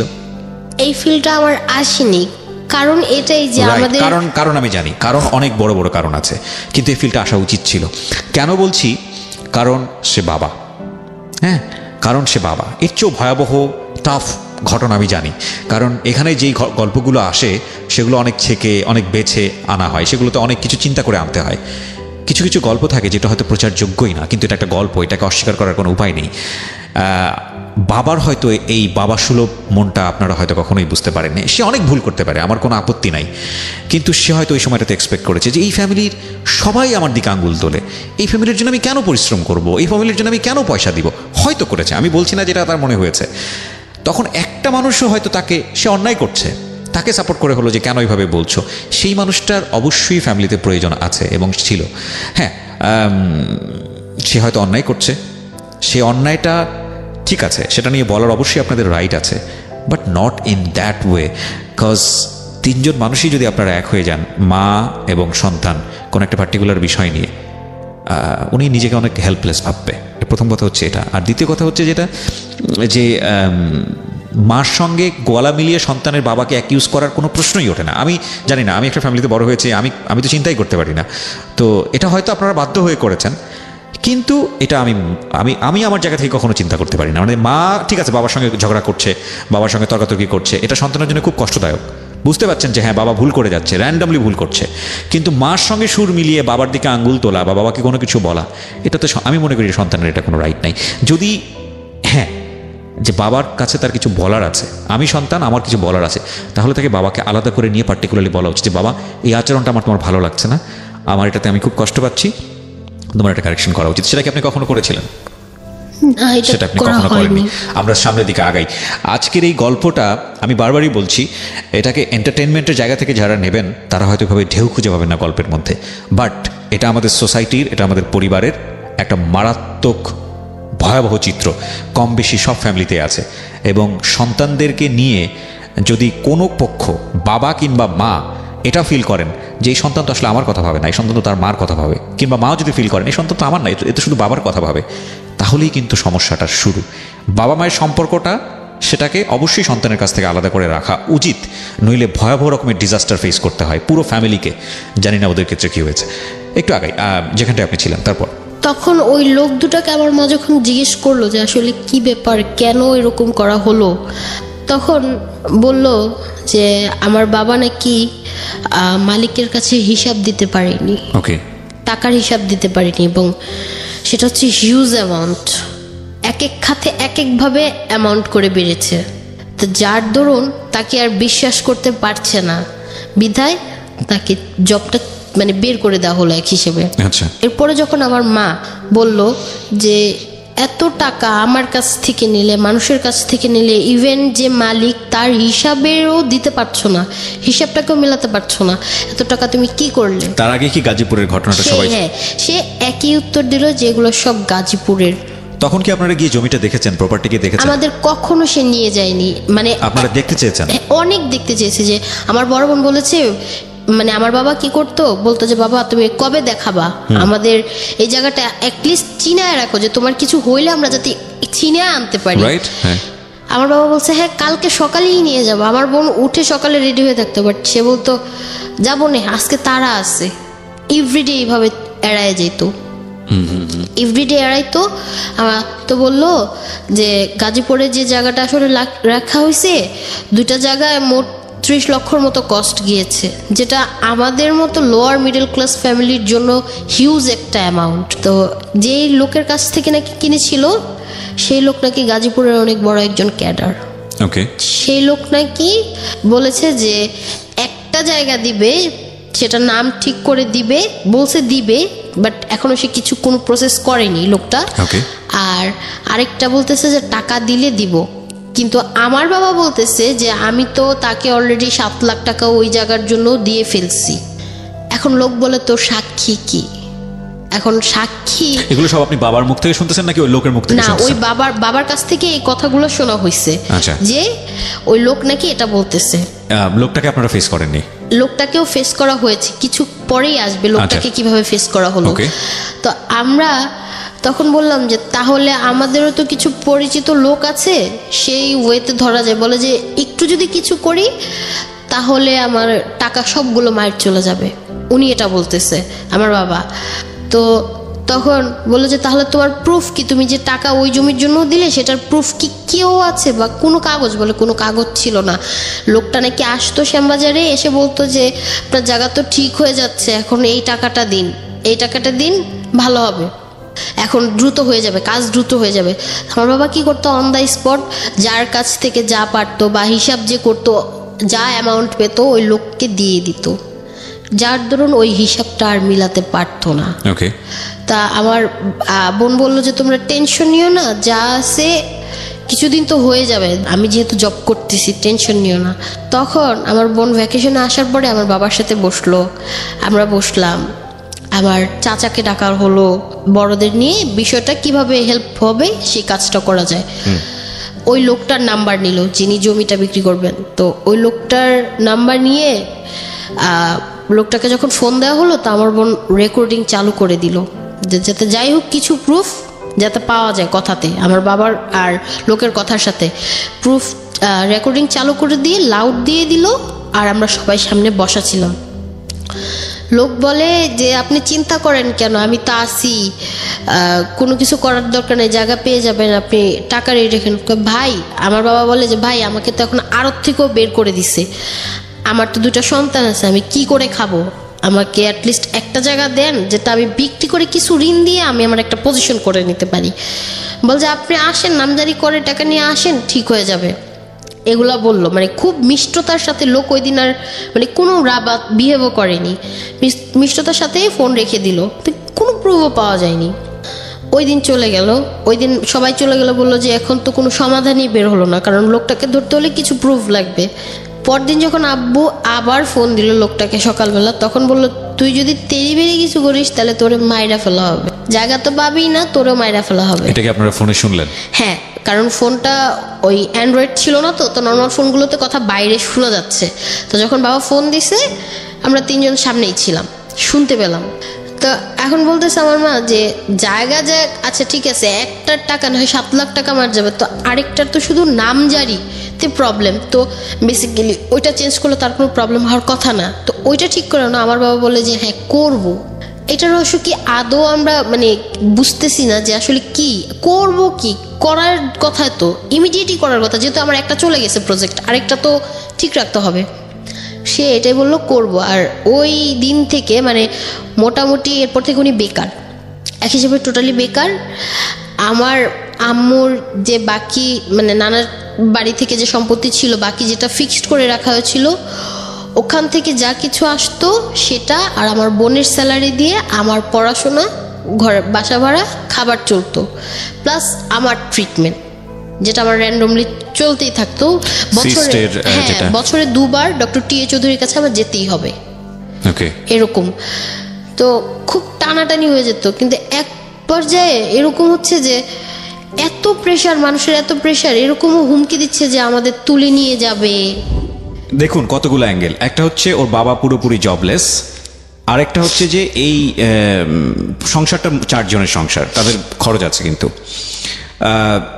ওর পড়াশোনা করে এবং ওর হাত খরচ নাই, এবং ওর শরীরের মধ্যে ভয়াবহ রকমের কিছু অসুখ দানা বেঁধেছে, সেগুলোর জন্য রেগুলার তাকে ট্রিটমেন্ট করাতে হয়, সেটার পয়সা লাগে।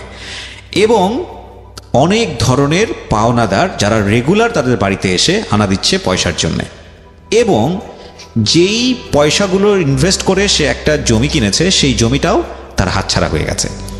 তার মানে অর্থনৈতিকভাবে যদি আপনি চিন্তা করেন, এই পরিবারটা মোটামুটি দুর্বিষহ একটা অবস্থায় আছে। বেটার থিং ইজ দ্যাট তার বোনটা এর মধ্যে কোনো একটা জায়গায় জব নিয়ে সে মোটামুটি সেটেল। হ্যাঁ, তারপর কি হলো? তখন আমি এই ব্যাপারগুলা ইমনের সাথেও শেয়ার করি যে এরকম প্রবলেম চলছে, জানা যাচ্ছে না কি হচ্ছে। তখন ওই সময়টাতে জুনের দিকে হয়তো আমাদের ফ্রেন্ডশিপটা টার্ন হয় রিলেশনশিপে। মানে হু প্রপোজ ফার্স্ট? অ্যাকচুয়ালি ও প্রপোজ করেনি, বাট বুঝাচ্ছে যে সে আমাকে পছন্দ করে, আমি ডিরেক্টলি বলেছি। ওকে। তো তখন আর কি বিষয়টা মানে জানা যায় যে অ্যাকচুয়ালি সে আমাকে লাভ করে। আচ্ছা, এই বিষয়টা জানা যায়। তার আগে আপনার এই শারীরিক যে অবস্থা, আপনার মা না হওয়ার সম্ভাবনা, আপনার সমস্ত কিছু কি সে জানতো? আমি ওকে সব বলেছি। ওকে ইমন, একটু আপনার সঙ্গে কথা বলি। একটা মেয়ের সঙ্গে আপনি প্রথমত অপরিচিত ছিলেন, তারপরে আপনি প্রায় 8 থেকে 9 মাসের মতো কথা বলেছেন। একটা পর্যায়ে আপনি অনুভব করা শুরু করেন যে আপনি তাকে লাভ করেন, এবং ও প্রপোজ করলে আপনি সেটা এগ্রি করেন। মেয়েটার আপনি সব কিছু জানতেন, পারিবারিক যেই ধরনের একটা সুস্থ পরিবেশ থাকা উচিত সেটা ছিল না তার পরিবারে, একদম ছোটবেলা থেকেই ছিল না। সবচেয়ে ডিফিকাল্টিস হচ্ছে তার শরীরে, এবং সবচেয়ে বড় ডিফিকাল্টিস সেটা হচ্ছে ওর মা না হওয়ার পসিবিলিটি প্রায় 99%। ডাক্তার বলেছে যদি মিরাকল ঘটে তাহলে হয়তো বা হবে। এত কিছু জানার পরও আপনি ওকে লাভ করলেন কেন? কেননা ভাইয়া আমার কথা হচ্ছে কি, মানে ফার্স্ট টাইমে ওর সাথে যখন কন্ট্যাক্ট করি, দেন ফোনে যখন কথা হয়, দেন ওর ভয়েস শুনেই আমি এক্স্যাক্টলি ওর সাথে আমার রিলেশন করার আগ্রহ জাগে, ইচ্ছা হয়, বা লাভ আমার শুরু হয় ওর ভয়েস শোনার পর থেকে। মানে ভয়েসটা খুব ভালো লাগতো? হ্যাঁ, ভালো লাগতো।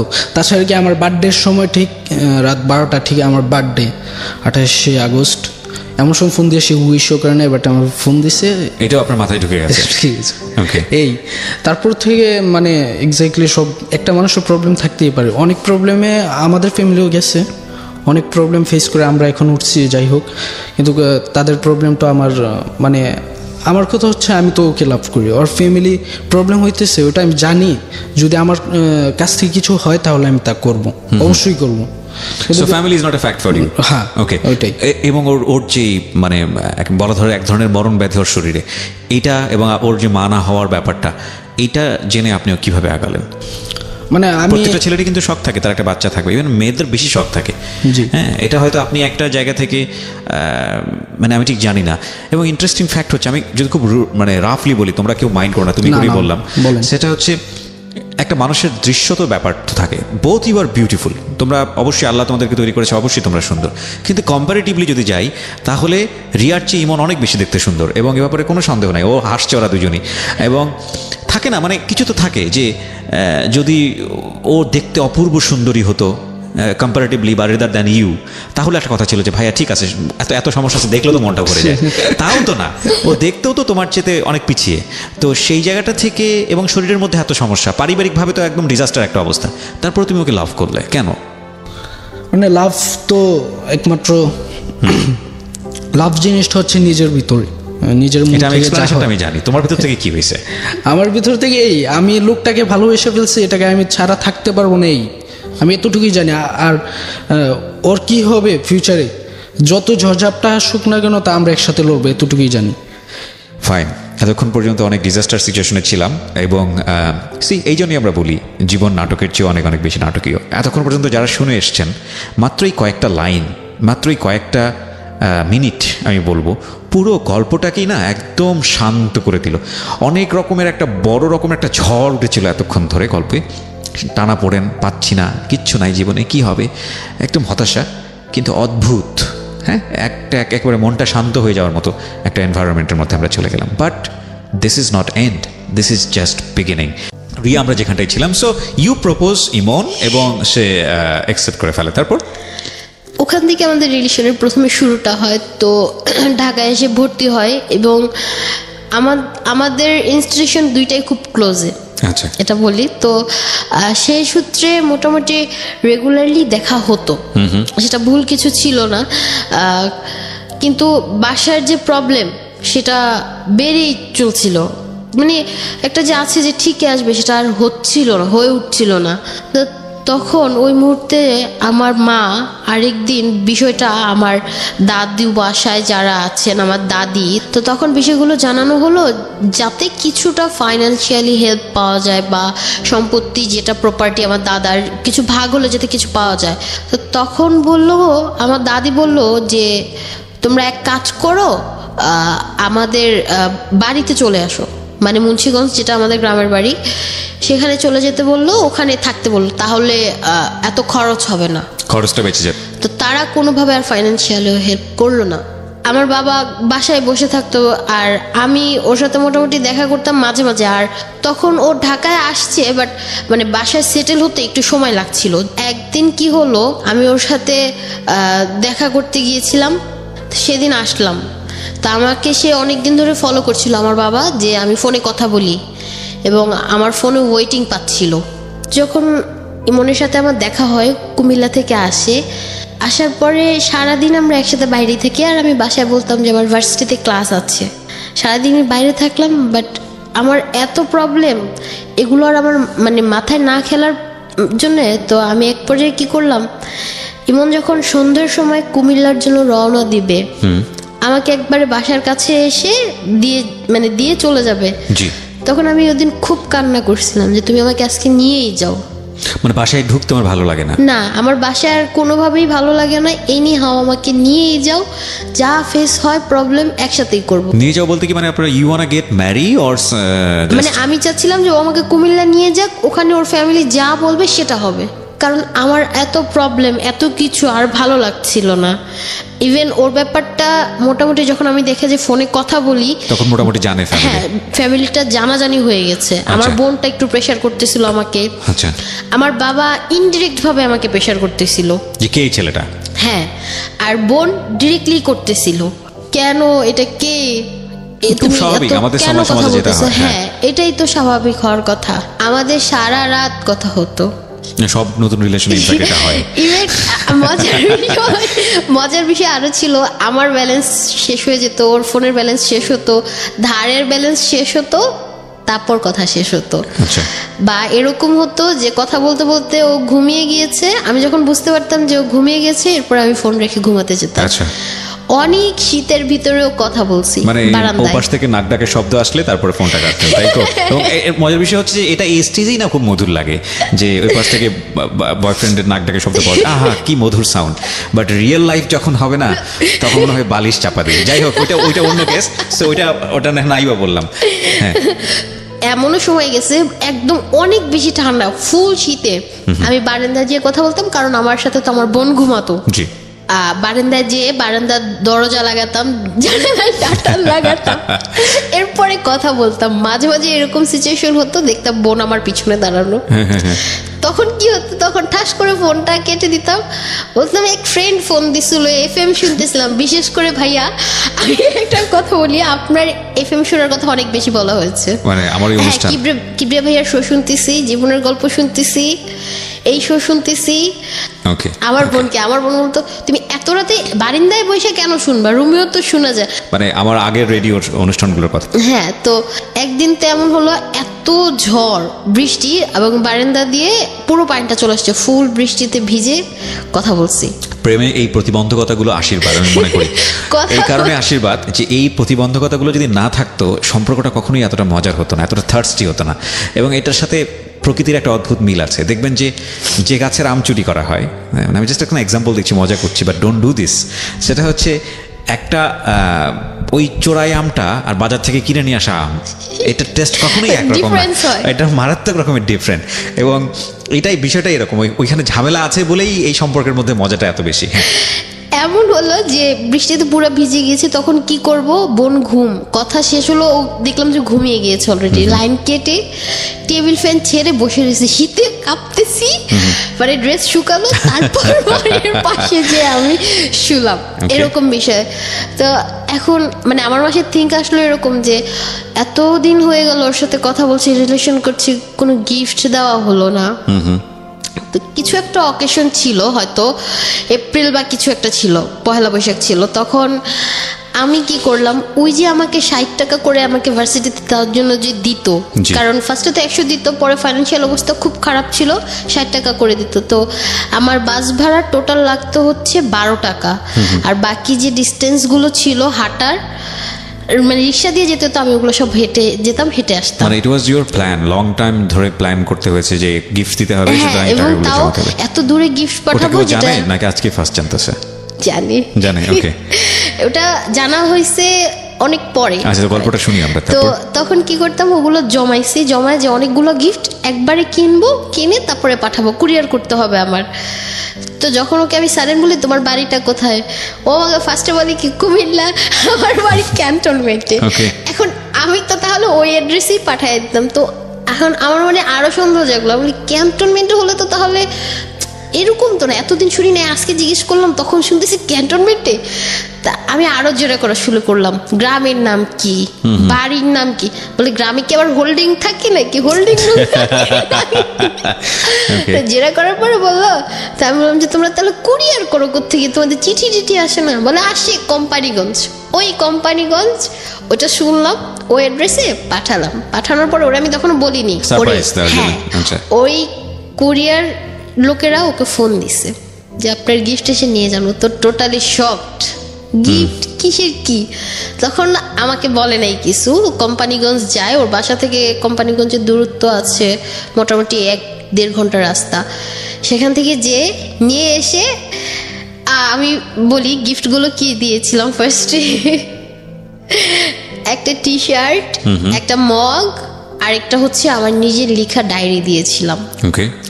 সেইতে ও তারপরে ওই টি শার্টটা পরে আমাকে পিক দিল। যে আমি বললাম যে আমি আসলে তোমার সাইজ তো জানি না, তো চোখের আন্দাজে যতটুকু বুঝলাম ওই সাইজই তো কিনে পাঠালাম, এখন কি কেমন হয়েছে আমি তো বলতে পারতেছি না। যখন ড্রেস পরে পিকটা পাঠালো আমি তো অবাক, এরকম ফিট কিভাবে হয়, একদম কারেক্ট, কোনো হেরফের ছিল না। বাট ও কিভাবে আমাকে সারপ্রাইজ করতো, ও না বলে ঢাকা চলে আসতো। একদিন তো কি হলো, আমার ফার্স্ট মার্চ হচ্ছে আমার বার্থডে, তো সেই বার্থডের দিন আমাকে না বলে ঢাকা চলে আসছে এবং সে আমাকে অন দ্য স্পট ফলো করতেছে। তাই আমি বলি তুমি আমাকে এত কিছু জিজ্ঞেস করতেছে কেন, আমি কখন বের হব, কোন বাসে উঠবো, কোন রোড দিয়ে যাব? পরে বলে আজব, আমি কি জিজ্ঞেস করতে পারি না? এই কথা বলে আমার সাথে সে রেগে রেগে ফোন রেখে দিছে। তা আমি একদম হাঁটতে হাঁটতে বাস স্ট্যান্ডের কাছাকাছি পৌঁছালাম। সেখানে একটা হচ্ছে পেট্রোল পাম্প ছিল। সেখানে এসে সে আমাকে হাত ধরলো পাশ থেকে এসে। আমি তো এক চিৎকার দিছি, বলি কে আমার, কারণ অন্য লোক হাত ধরছে আমি ভাবছি। তাকায় দেখি ও, আমি তো চুপ হয়ে গেছি, আমি আর কিচ্ছু বলিনি। ওই দিন সারাদিন ওর সাথে ঘোরা হয়েছে, ধানমন্ডিতে নিয়ে যাওয়া হয়েছে, বার্থডে সারপ্রাইজ দেওয়া হয়েছে, ড্রেস দিছে। এখন ড্রেস যে দিছে সেটা আমি বাসায় যে কি বলবো, সেটা আমি পরে বের করিনি, ব্যাগেই রাখছি। 2 মাস পরে বের করছি আমি এটা কিনছি, আমার পছন্দ হয়েছে, হ্যাঁ পয়সা জমিয়ে কিনেছি। এই ছোট ছোট ব্যাপারগুলো আমাদের আগাতে লাগলো। আর অন্যদিকে হচ্ছে বাসার প্রবলেমগুলো বাড়তেছিল। ব্যাপারটা হচ্ছে এরকম যে ফোন নিয়ে যাওয়া হয়তো আমি খুব উৎপাত করি। তা আমার বাবা বলে যে ওর পড়াশোনা হবে না, ও খুব বাজে হয়ে গেছে, ঠিক আছে। তো আমিও খুব স্ল্যাং ভাষা ইউজ করি বাবার প্রতি, হ্যাঁ, যে অনেক কিছু বলার পরে তো বাবা এক পর্যায়ে আসে, এসে আমাকে একটা চড় মারে। চড় মারার সাথে সাথে আমি সেন্সলেস হয়ে যাই। এই প্রথম গায়ে হাত তুললো নাকি এর আগেও গায়ে হাত তুলতো? না, এই প্রথম। তারপর কি হলো? এটা 2015 শেষের দিকের ঘটনা। চড় মারার সাথে সাথে সেন্সলেস হয়ে যাই। তো তখন আমি আর কি হয়, ওই সময়টা আমি আর কিছু বলতে পারি না। এরপর যখন আমার বোন দেখি উঠে, আমার বোন মুখে অনেকগুলো পানি ছুটছে, পরে আমার জ্ঞান আসছে, এখান দিয়ে কেটে যায়, জিনিসটা কেটে যায়। পরে আমি মানে এত আমার রাগ উঠে এবং এত খারাপ লাগে, আমি ঘরে ভাঙচুর করলাম। ভাঙচুর করে চুপচাপ বসেছিলাম ওই দিনের জন্য। এবং ওরে হচ্ছে অনেক ফোন দিলাম, কিন্তু ও ফোন ধরলো না। এত ফোন দিলাম, মার ফোন দিয়ে, ও ফোন একটুও ধরলো না। ওই দিন হচ্ছে আমাকে আমার বাবা এবং বোন কেউই বের হতে দিবে না। ব্যাপার হচ্ছে এরকম, আমার বোন কিছু বলেনি। আমার বোন বলছে ভার্সিটিতে যাও, তবে আজকে না যাও, আজকে আকাশ মেঘলা, এটা বলছে। আমার বাবা কোনো মতে বের হতে দিবে। লাস্ট মানে ওরে ফোন দিতে দিতে দিতে দিতে একদম 7:45 যখন বাজে, ও তখন আমার ফোন ধরছে। ইমন ফোন ধরার পরে বলতেছে আমি তো আসতেছি। আমি বলি আসতেছো, আসো। আমার সাথে যে কি ঘটে গেল, সারা রাত তো ফোন দিলাম, বুঝলা না কিছুই। তো আসে, ও রওনা দিয়ে দিছে। আমি কি করছি, গেটটা খুলে জাস্ট মেইন রোডের একটা কড়া খুলছি, অমনি আমার বাবা এসে আমার মোটামুটি হাতাপাই শুরু হয়ে গেছে যে বের হতে দিবে না। তা আমি কি করছি, মোটামুটি একটু জোরাজোরি একটু ধাক্কা দিয়ে আমি বের হয়ে গেছি। একবারে সোজা ব্যাগ নিয়ে দৌড়, মোট কথা কোনো দিকে তাকানো নেই, দৌড়। বের হয়ে সোজা আমি সায়দাবাদ চলে গেছি, কারণ ও ওখানে আসবে, ওর বাসটা ওখানে থামবে। চলে আসছে, আসার পরে অনেক কান্নাকাটি হয়েছে। তা আমি বললাম যে, ও অনেক কান্না করছে ইমন। আমি বললাম যে দেখো, আমার ফ্যামিলি এভাবে জেনে গেছে, হয়তো তোমাকে আমার ছেড়েও দিতে হইতে পারে। একে তো আমাদের এরকম ফাইন্যান্সিয়াল প্রবলেম, আমি ফিজিক্যালি ভাবে ফিট না, এরকম প্রবলেম। তো বললো যে যত সমস্যাই হোক তুমি কি একটু কন্ট্যাক্ট করতে পারবা না, বাকি সব তো আমি ম্যানেজ করে নিব। তো ওই দিন এনি হাও আমাকে বুঝে টুঝা বাসায় পাঠানোর পরে আমি আসলাম। আসার পরে আমি বাবার সাথে এরপর থেকে আর কথা বলি না। তো আমার বাবা এই মুহূর্তে টোটালি বেকার, একবারে প্রতিনিয়ত তার চলতেছিল। তো এর মাঝে একদিন তার যে মালিক সে ফোন দিল, আমার বোন আর মার সাথে কথা বলল যে দেখেন নুরুজ্জামান সাহেব তো এরকম হিসাব দিতে পারছে না কোনো, এই ব্যাপার তার কাছে আমি অলমোস্ট 8 লাখ টাকা পাই। তো এখন আপনারা বলেন সে আমাকে হিসাব দিতে পারছে না, তাকে আমি কিভাবে রাখি? আমার বোন তখন বলল যে দেখেন আঙ্কেল, সমস্যা তো সবারই আছে, তা আপনিও তো একটু বুঝেন, আমার বাবাকে কাজে নেন, উনি এইখান থেকে আর্ন করে আপনার টাকাগুলো দিয়ে দিবে। আপনি যে বেতনটা দিতেন আমার বাবাকে, ওই বেতনটা দিন না, আপনি রেখে দিন, বাট আমার বাবাকে কাজে নিন। তখন 1-2 মাস পরে, 1 মাস অলমোস্ট 1 মাস পরে আবার একটু আড়তে যাওয়া শুরু করলো, একটু গেল। এবং আর্নিং হয়তো খুব বেশি ছিল না, হয়তো তার স্যালারি 10-12 হাজার করতো, 2,000 তাকে হাতে দিলে 10,000 উনি রেখে দিত, যে আস্তে আস্তে ওনারটা শোধ হবে। একদিন আবার জানতে পারলাম 2016-তে, আমার বোন তো ওই জায়গাতেই জব করতেছে, 2016-তে আবারও হঠাৎ করে আব্বু ঘরে বসা, কেন যাচ্ছে না, আবার কি সমস্যা হলো? তখন ওনার যে মানে বলে যে সাহেব যেটা বলে স্যার, উনি প্রায় আমাদের বাসার কাছে চলে এসেছে। আর আমরা যে বাসায় থাকতাম সেটা হচ্ছে ওই ওনার আব্বুর যে বস, আব্বুর মামির বাড়ি, মানে বসের মামির বাড়িতে থাকতাম আমরা। সেটা জানতাম না, পরবর্তীতে জানতে পারছি যে আমরা ওই বাড়িতেই শিফটিং হয়ে ওই বাড়িতে আসছি। এরপরে উনি আয়েশা বলল যে এখন যদি আমি বলি তুমি কি করছো বাড়িওয়ালাকে, তোমাদেরকে এই বাসায় থাকতে দিবে? ফার্স্ট হ্যারাসমেন্ট শুরু হলো যে বাসায় থাকতে দেওয়া হবে না আমাদের। তো এখন কিভাবে টাকা পয়সার বন্দোবস্ত করো? সে অলরেডি এই 2 মাসে আবারও 3 লক্ষ টাকা হেরফের করে ফেলছে। ও, ওই আরতে জয়েন করার পরে? হ্যাঁ, সে এ পর্যন্ত জানা গেল যে আমার অসুস্থের কথা বলে যে আমার ছোট মেয়ে হসপিটালে অ্যাডমিট, ট্রিটমেন্ট হচ্ছে না, ক্লোজ হয়ে যাচ্ছে, মেডিসিন নিতে পারতেছি না, কিছু টাকা আমাকে দেন। কি করতো সেই টাকাগুলো দিয়ে? এত টাকা নিয়ে সে কি করতো? তখন পর্যন্ত কি কিছু জানতে পেরেছেন? আদৌ না, কিছুই জানা সম্ভব, মানে সে জাস্ট অ্যান্সারই দিত এটা যে আমি যা ইনভেস্ট করছি আমার জায়গাতে ইনভেস্ট করছি। যদি এরকম হতো যে আমাদের গ্রামের বাড়িতে একটা ঘর দিছে, তাও আমি বলতে পারতাম যে satisfied. But you don't find any kinds of property? No. Okay, I have, মানে আমাদের কোনো প্রপার্টি কিছু নেই। আমি বলতে পারবো না যে একটা স্থান আছে ঠাঁই হওয়ার। এরকম করতে করতে এই প্রবলেম বাবার মানুষজন আসতেই থাকলো, প্রতিনিয়ত সলভার হচ্ছে না।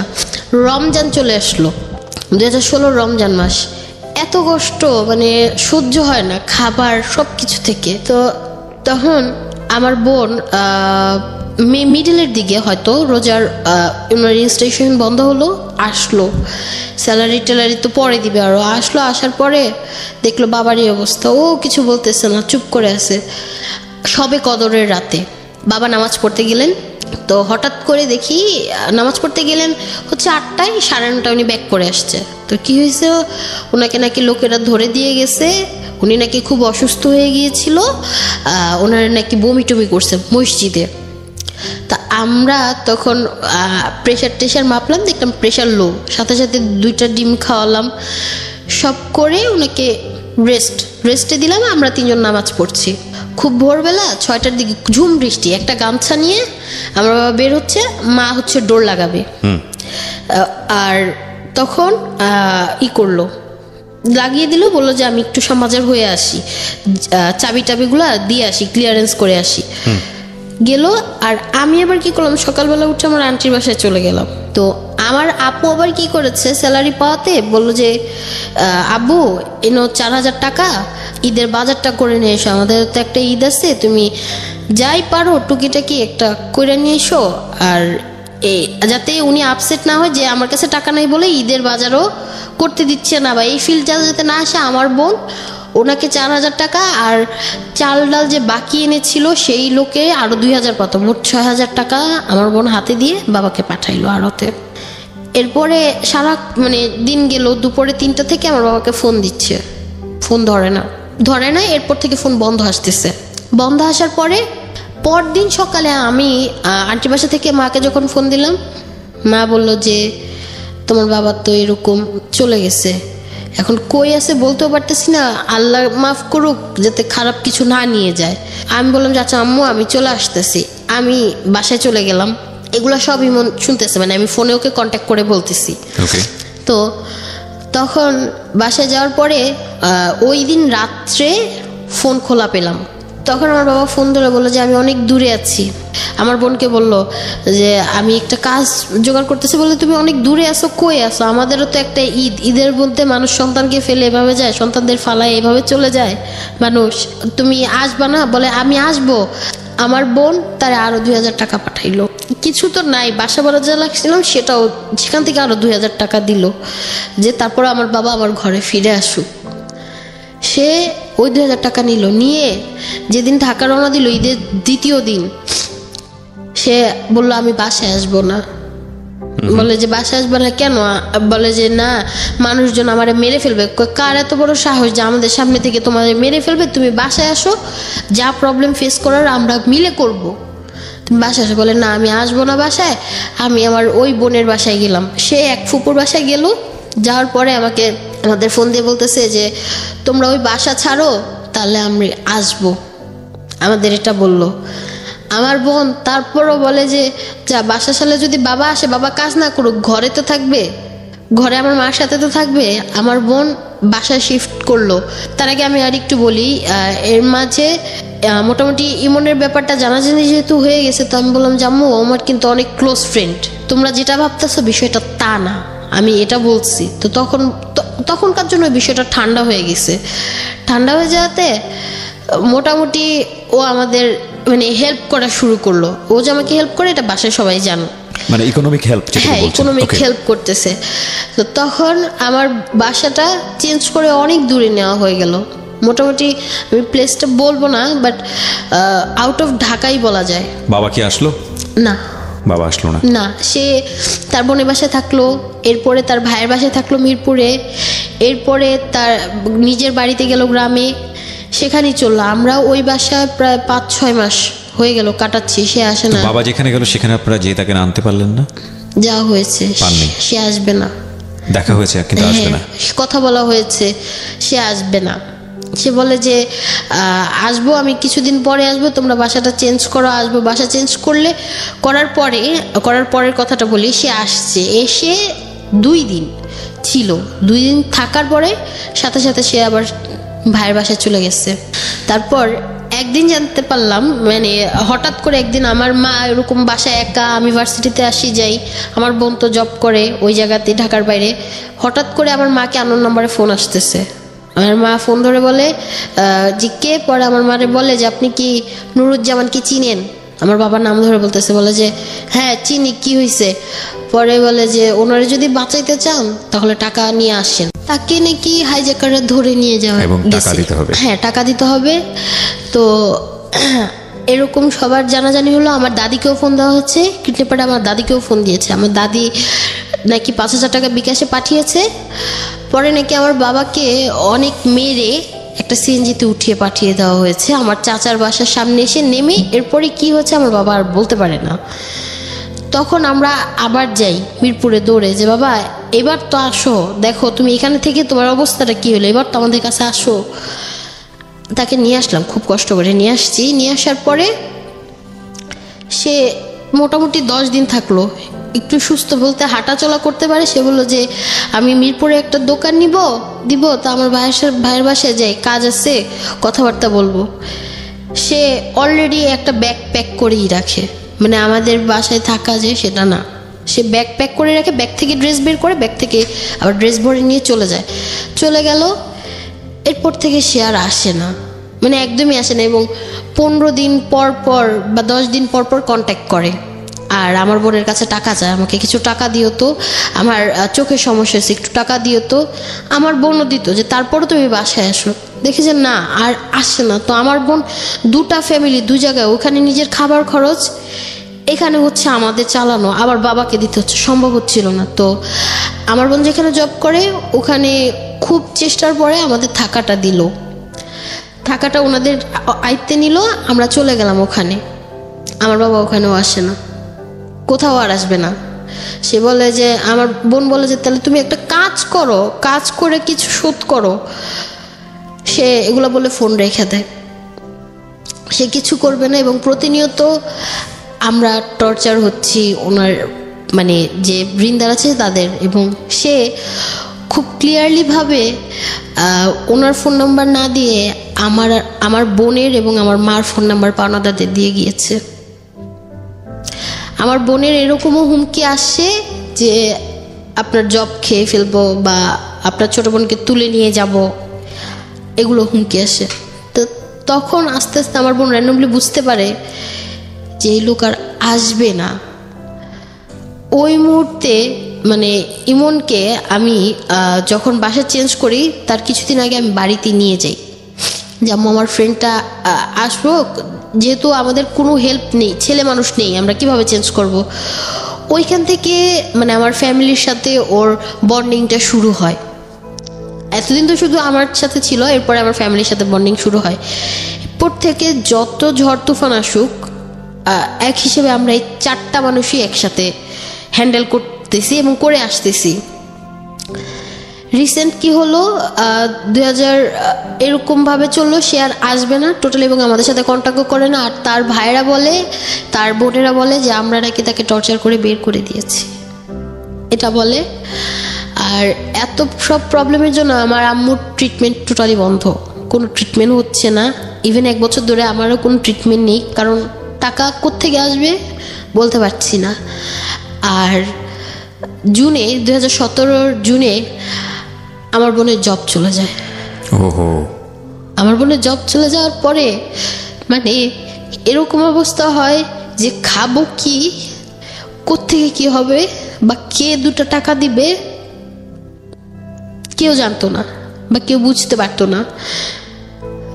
তো ইমন, আমি যে ঢাকা থাকি হলে, ইমন আমার সব খরচ চালায়। হয়তো ও যদি পাশে না থাকতো আমি ঢাকায় এসে পড়াশোনা আমার জন্য আর সম্ভব হতো না, বা ঢাকায় থেকে পড়াশোনা হয়তো আমার দ্বারা সম্ভব হতো না। আল্লাহর অশেষ রহমত, 15 দিনের মাথায় আমার বোন আরেকটা জব পায়। স্যালারি হয়তো খুবই কম, বাট বলে না ডাল ভাত খেয়েও চলে যাবে, এই জন্য আবার শিফট হয়ে, ওইটাও ঢাকার বাড়ি, ওখানে আমরা চলে যাই। এই আমরা 3টা মানুষ আর ইমন, এইভাবে আমরা যুদ্ধ মানে আমাদের চলতেছে। আর তো অনেক প্রবলেম তো ফেস করি। রিসেন্ট যেটা আমি বলবো, গত পরশু দিনের ঘটনা, জানতে পারলাম যে আমার বাবা যে বাড়িতে থাকতেন, গ্রামের বাড়িতে, সে ওখানে তার ভাইদের বিল্ডিং করে দিছে। তার ভাইরে টাকা দিয়েছে, বাট সে বিল্ডিং টিল্ডিং সব করে দিছে। কিন্তু গত 3 দিন ধরে নাকি উনি গায়েব, ওখান থেকেও নেই এবং ফোনে কারোর সাথে কন্ট্যাক্টও করছে না। তো জানতে পারলাম আমার চাচার 5 লক্ষ টাকা, আর আমার ফুপুর 10,000 টাকা, আরেক চাচার 50,000 টাকা, এগুলো মিসিং। আর উনিও বাসায় নেই। আমার চাচা আমার মাকে ফোন দিয়ে বলে যে ভাইয়া তো আপনাদের বাসায় আছে, তো ওনারে পাঠায় দেন। আমার মা বলে আমাদের কাছে যদি আসতো অনেক আগেই চলে আসতো, আমরা কেন মিথ্যা বলবো। বলে যে বেশি যদি বাড়াবাড়ি করেন তাহলে চাকরির ওখানে পুলিশ পাঠাবো, তখন বুঝবেন আমার বোনের চাকরি খেয়ে ফেলবে। এখন আমার বোনের যদি এই কারণে চাকরি চলে যায়, আমরা 3টা মানুষ কোথায় যেয়ে দাঁড়াবো? ফাইন, এই প্রশ্ন রেখেই আজকের এই জীবন গল্পটা শেষ হোক। ইন এ সেন্স যে এই গল্পে অনেকগুলো ঢেউ আছে। আমি প্রথমে ভেবেছিলাম যে আসলে ঢেউ নাই, শেষের দিকে এসে এতটা ঝড় উঠেছে যে আসলে এই ঝড় আসলে কবে থামবে, কোথায় থামবে সেটা আমরা জানি না। এই গল্পটাকে 2 ভাবে দেখা যায়। একটা হচ্ছে ওর বাবার যেই না পারার জায়গাটা, এবং ওর বাবা যদি আজকের এই অনুষ্ঠানে উপস্থিত থাকতো, আমি বাবা মেয়েকে কখনোই মুখোমুখি করতে চাই না আমার এই অনুষ্ঠানের মাধ্যমে, কিন্তু আমি ডেফিনেটলি শিওর যে ওর বাবারও অনেক কিছু বলার ছিল, এবং সে বলাগুলো হয়তো কখনো কখনো এই ফ্যামিলির এই 3 জন মেম্বারের দিকেও আঙ্গুল তুলতো, অবশ্যই তুলতো, ডেফিনেটলি তুলতো, আমি একেবারে নিশ্চিতভাবে বলতে পারি। আর এটা ঠিক যে এখানে এই দুজন মানুষ এখানে আছে, ইমন এবং রিয়া, তাদের মধ্যে যেই সম্পর্কটা, এই সম্পর্ক যেই জায়গায় গিয়ে রূপ নেবে বা রূপ নিচ্ছে সেটা আমরা জানি না, কিন্তু যে পিসফুল একটা মানুষকে বাঁচিয়ে রাখার জন্য যে ট্রাইটা, সেটা নিঃসন্দেহে অসাধারণ একটি ট্রাই এবং অসাধারণ একটি কাজ যেটা ইমন করে যাচ্ছে। ইমনকে শুধু এতটুকুই বলার আছে, আজকে ও যে কথাগুলো বললো সেগুলো আপনি জানেন ব্যক্তি জীবনে। সো আপনাকে বলি আর নাই বলি, আমি বিশ্বাস করি যে আপনি কখনোই ওদের পাশ থেকে যাবেন না, হাল ছাড়বেন না, এটা হচ্ছে বিষয়। আর দ্বিতীয়ত আমি যেটা বলবো, সন্তান হিসেবে আপনি যেগুলো বললেন রিয়া এখানে বাবার সম্পর্কে, সেটা টলারেট করা খুব মুশকিল, খুবই মুশকিল। কারণ আমি এটা মানতে পারছিলাম যে বাবা ধার করছে, সেটা ঋণ আপনাদের উপরে এসে আঙুল তুলছে, কিন্তু বাবাকে ফোন ঠিক করতে দিয়েছি, সেই ফোন বিক্রি করে দিচ্ছে সে। বাবা আমার ইউনিভার্সিটির ভর্তি হওয়ার খরচ দিতে পারতেছে না। এই লেভেল পর্যন্ত যদি টাকা নিয়ে সমস্যা হয় এবং এই টাকাটা কোথায় যায় সেটা আপনারা কিছু জানেন না, এবং সে যেখানেই যাচ্ছে সেখানেই কাজটা করতেছে, তাহলে সামথিং ইজ মিসিং। কিছু একটা ঘটনা তার জীবনে আছে যেটা আমরা কেউ জানি না। আপনারা যেমন জানেন না, আমরা কেউ জানি না। এই টাকাগুলো, এত টাকা সে যদি সব সত্য হয়ে থাকে, তাহলে এত টাকা সে কি করেছে, এত টাকা কোথায় গেছে, কোথায় যাচ্ছে এই বয়সে এসে, সেটা নিয়ে একটা প্রশ্ন থাকতেই পারে। এবং তবে অন্যায় করলে যে ধরনের পেনাল্টি তার ফ্যামিলি থেকে পাওয়া উচিত, সেটা যে সে কম পেয়েছে আমি সেটা মনে করি না। কারণ অনেক কিছুই হয়তো আপনি আজকে এখানে বলেননি, সে অবশ্যই আপনাদের সাথে হ্যাপি ছিল না। এ ব্যাপারে আপনি যাই বলেন না কেন, আমরা কিছুটা হলেও বুঝতে পেরেছি। এবং কেন জানি মনে হয় যে একটা মানুষ সব কিছু ছেড়ে ছুড়ে দিয়ে এসে, একটা মানুষের কি থাকে শেষ জীবনে, মানে সব জায়গা থেকে সে বঞ্চিত। যদি ধরে নিই যে তার কোথাও কোনো দাঁড়ানোর জায়গা নেই, তাহলে অ্যাটলিস্ট পরিবারটা থাকে, রাইট? যে তাকে কেউ চেনে না, কেউ জানে না, কিন্তু কোনো মানুষ তাকে ভালোবাসে না, কিন্তু ওই পরিবার ঘুরে ফিরে এসে একজন মানুষ দাগি আসামি হলো ওই পরিবারের কাছেই ফিরে যায়, হ্যাঁ, বউ সন্তান মা বাবার কাছে ফিরে যায়। কিন্তু একটা মানুষ কখন পরিবার কাছে যেতে চায় না, কখন পরিবারের কাছ থেকে বারবার নিজেকে এস্কেপ করে।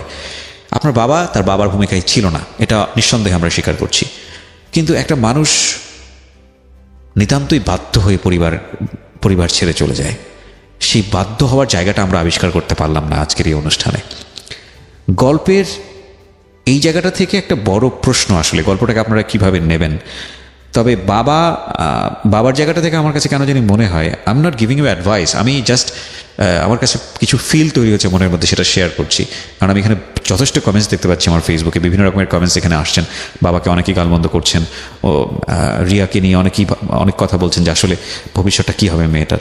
সেটা ঠিক আছে, কিন্তু এই গল্পটাকে যদি নিজের জায়গাটাতে নেই, যারা বিশেষ করে ছেলেরা শুনলেন বা যারা বাবা আছেন, তাদেরকে একটা কথা বলবো, সেটা হচ্ছে যে দায়িত্বের জায়গাটা থেকে সরে গেলে সেখানে এক্সপেকটেশনটা জিরো হয়ে যাওয়া উচিত। এবং